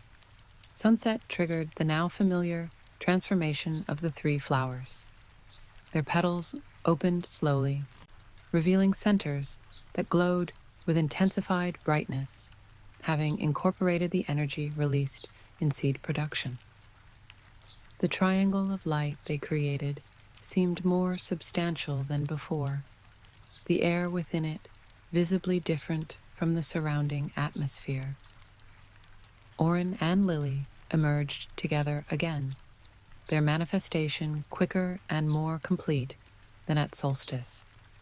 They greeted each person individually, Edda with embraces that felt fully physical, Clara and Thomas with touches that conveyed both affection and recognition.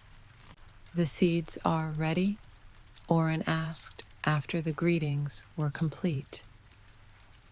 Edda produced the wooden box, opening it to reveal the 12 luminous seeds nestled in their moss bedding. 4 from each flower, as you predicted. Lily inspected them with evident satisfaction.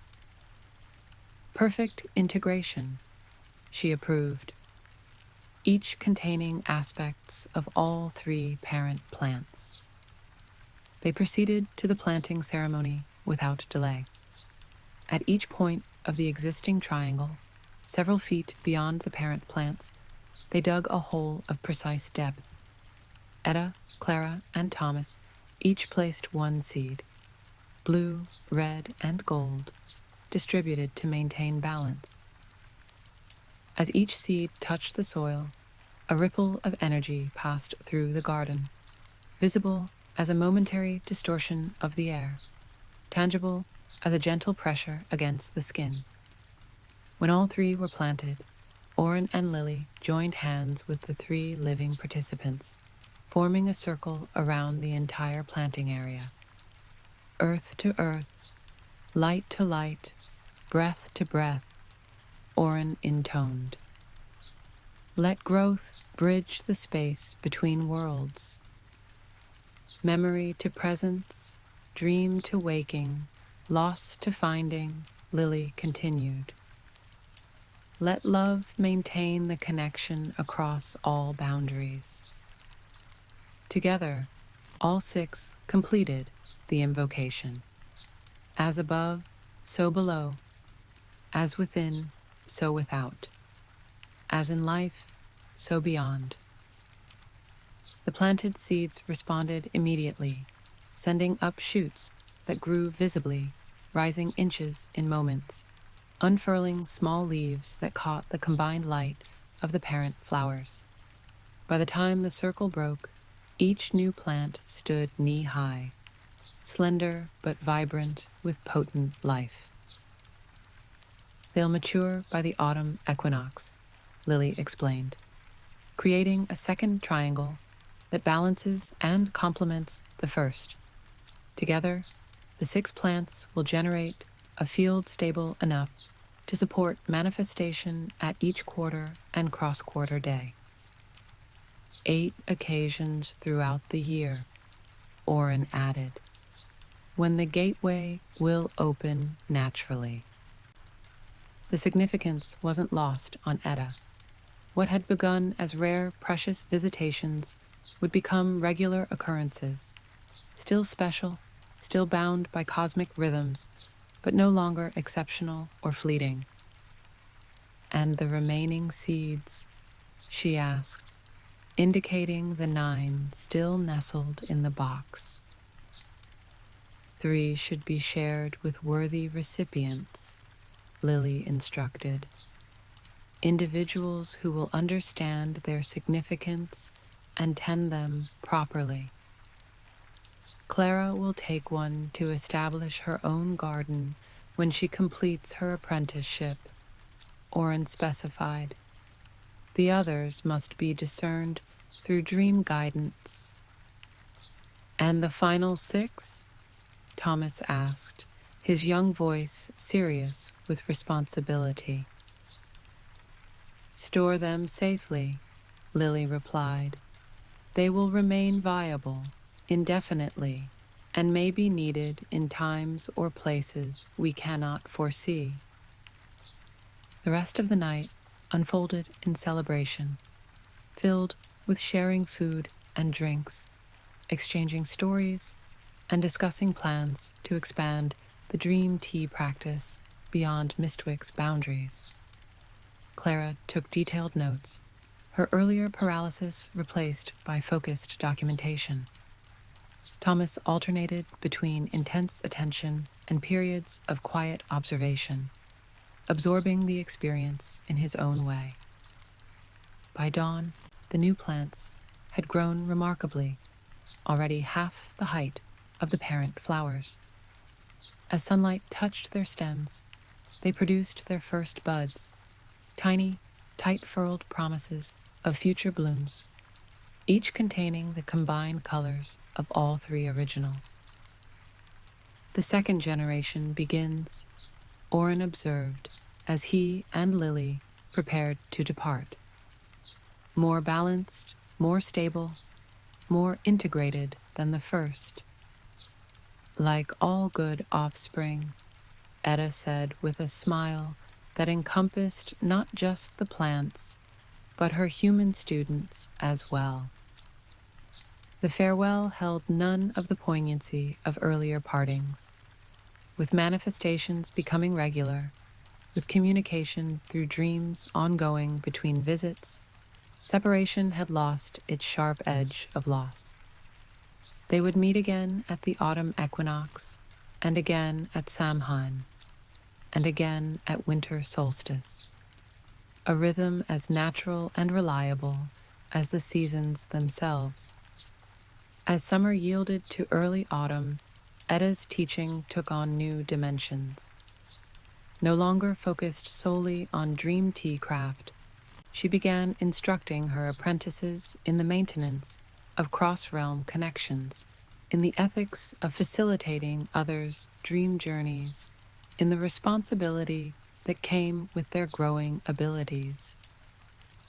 We serve as bridges, she explained during one particularly intense lesson, not controlling the traffic between worlds, but ensuring it flows safely, appropriately, beneficially for all involved.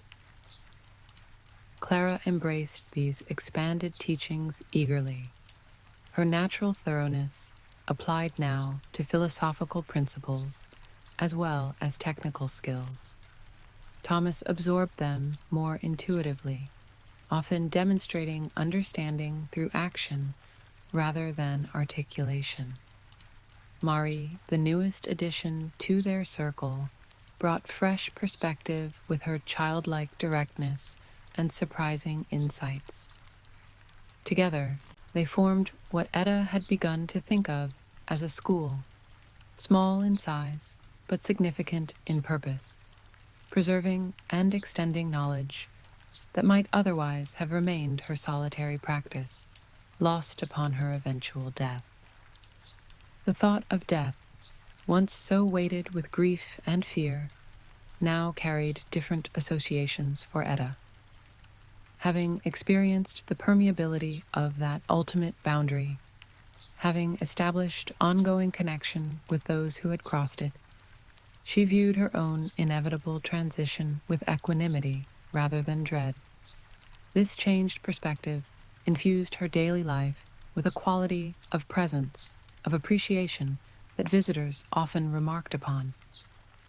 "You seem so complete," Gerald Ellis observed during one of his increasingly frequent visits, "at peace with yourself and the world." Edda smiled at his perception. "I've learned that nothing truly ends," she told him. "Everything transforms, continues, evolves. Even grief, given enough time and proper tending." The postmaster nodded thoughtfully. "That's why your teas help so many, I think. They offer not escape from pain, but transformation of it."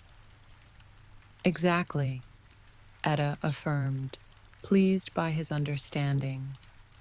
Memory without pain, remembering without anguish. As autumn arrived in earnest, painting the forest in reds and golds, bringing cooler nights and morning mist, the garden continued its remarkable evolution. The second triangle of flowers matured exactly as Oren and Lily had predicted, their buds swelling in anticipation of the equinox blooming. The original 3 plants maintained their vigor, creating with their offspring a double triangle, a pattern both ancient and modern, both simple and profound in its perfect symmetry. On the equinox eve, Edda sat alone in her garden after her apprentices had departed for the day. Twilight softened the landscape, blurring boundaries between distinct plants, between earth and sky, between physical and ethereal. The air carried the scent of ripening apples, of turning leaves, of soil preparing for winter's rest.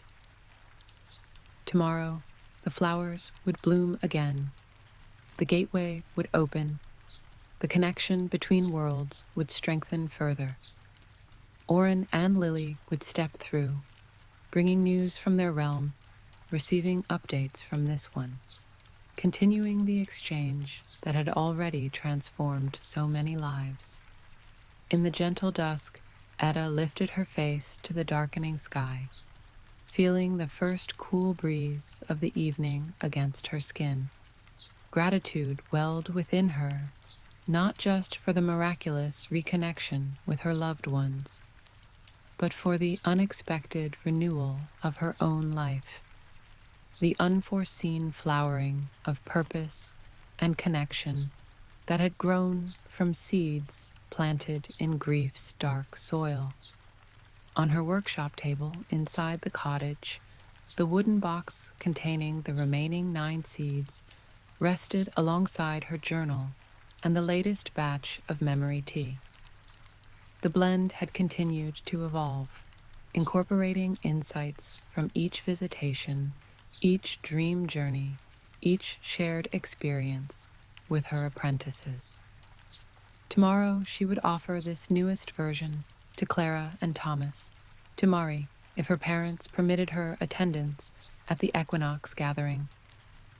Together, they would drink and dream, learn and remember, connect and grow, continuing the cycle that had begun with a forgotten tea tin, rediscovered at exactly the right moment. Edda rose from her garden bench as the first stars appeared overhead. The cottage windows glowed with welcoming light. The door stood ready to open to whoever might need her wisdom, her teas, her guidance in navigating dreams and memories. Inside, the hearth waited to be lit against the autumn chill, the kettle ready to transform water and herbs into something that bridged worlds. "Memory," she murmured to the twilight garden, "the blend of remembering." The words settled into the growing darkness like seeds into fertile soil, containing within them all that had been, all that was, and all that might yet become the end. May your dreams be gentle, may your sleep be deep, and when you wake, may you carry a little peace with you. If you enjoyed tonight's story, feel free to return anytime. Good night and sweet dreams.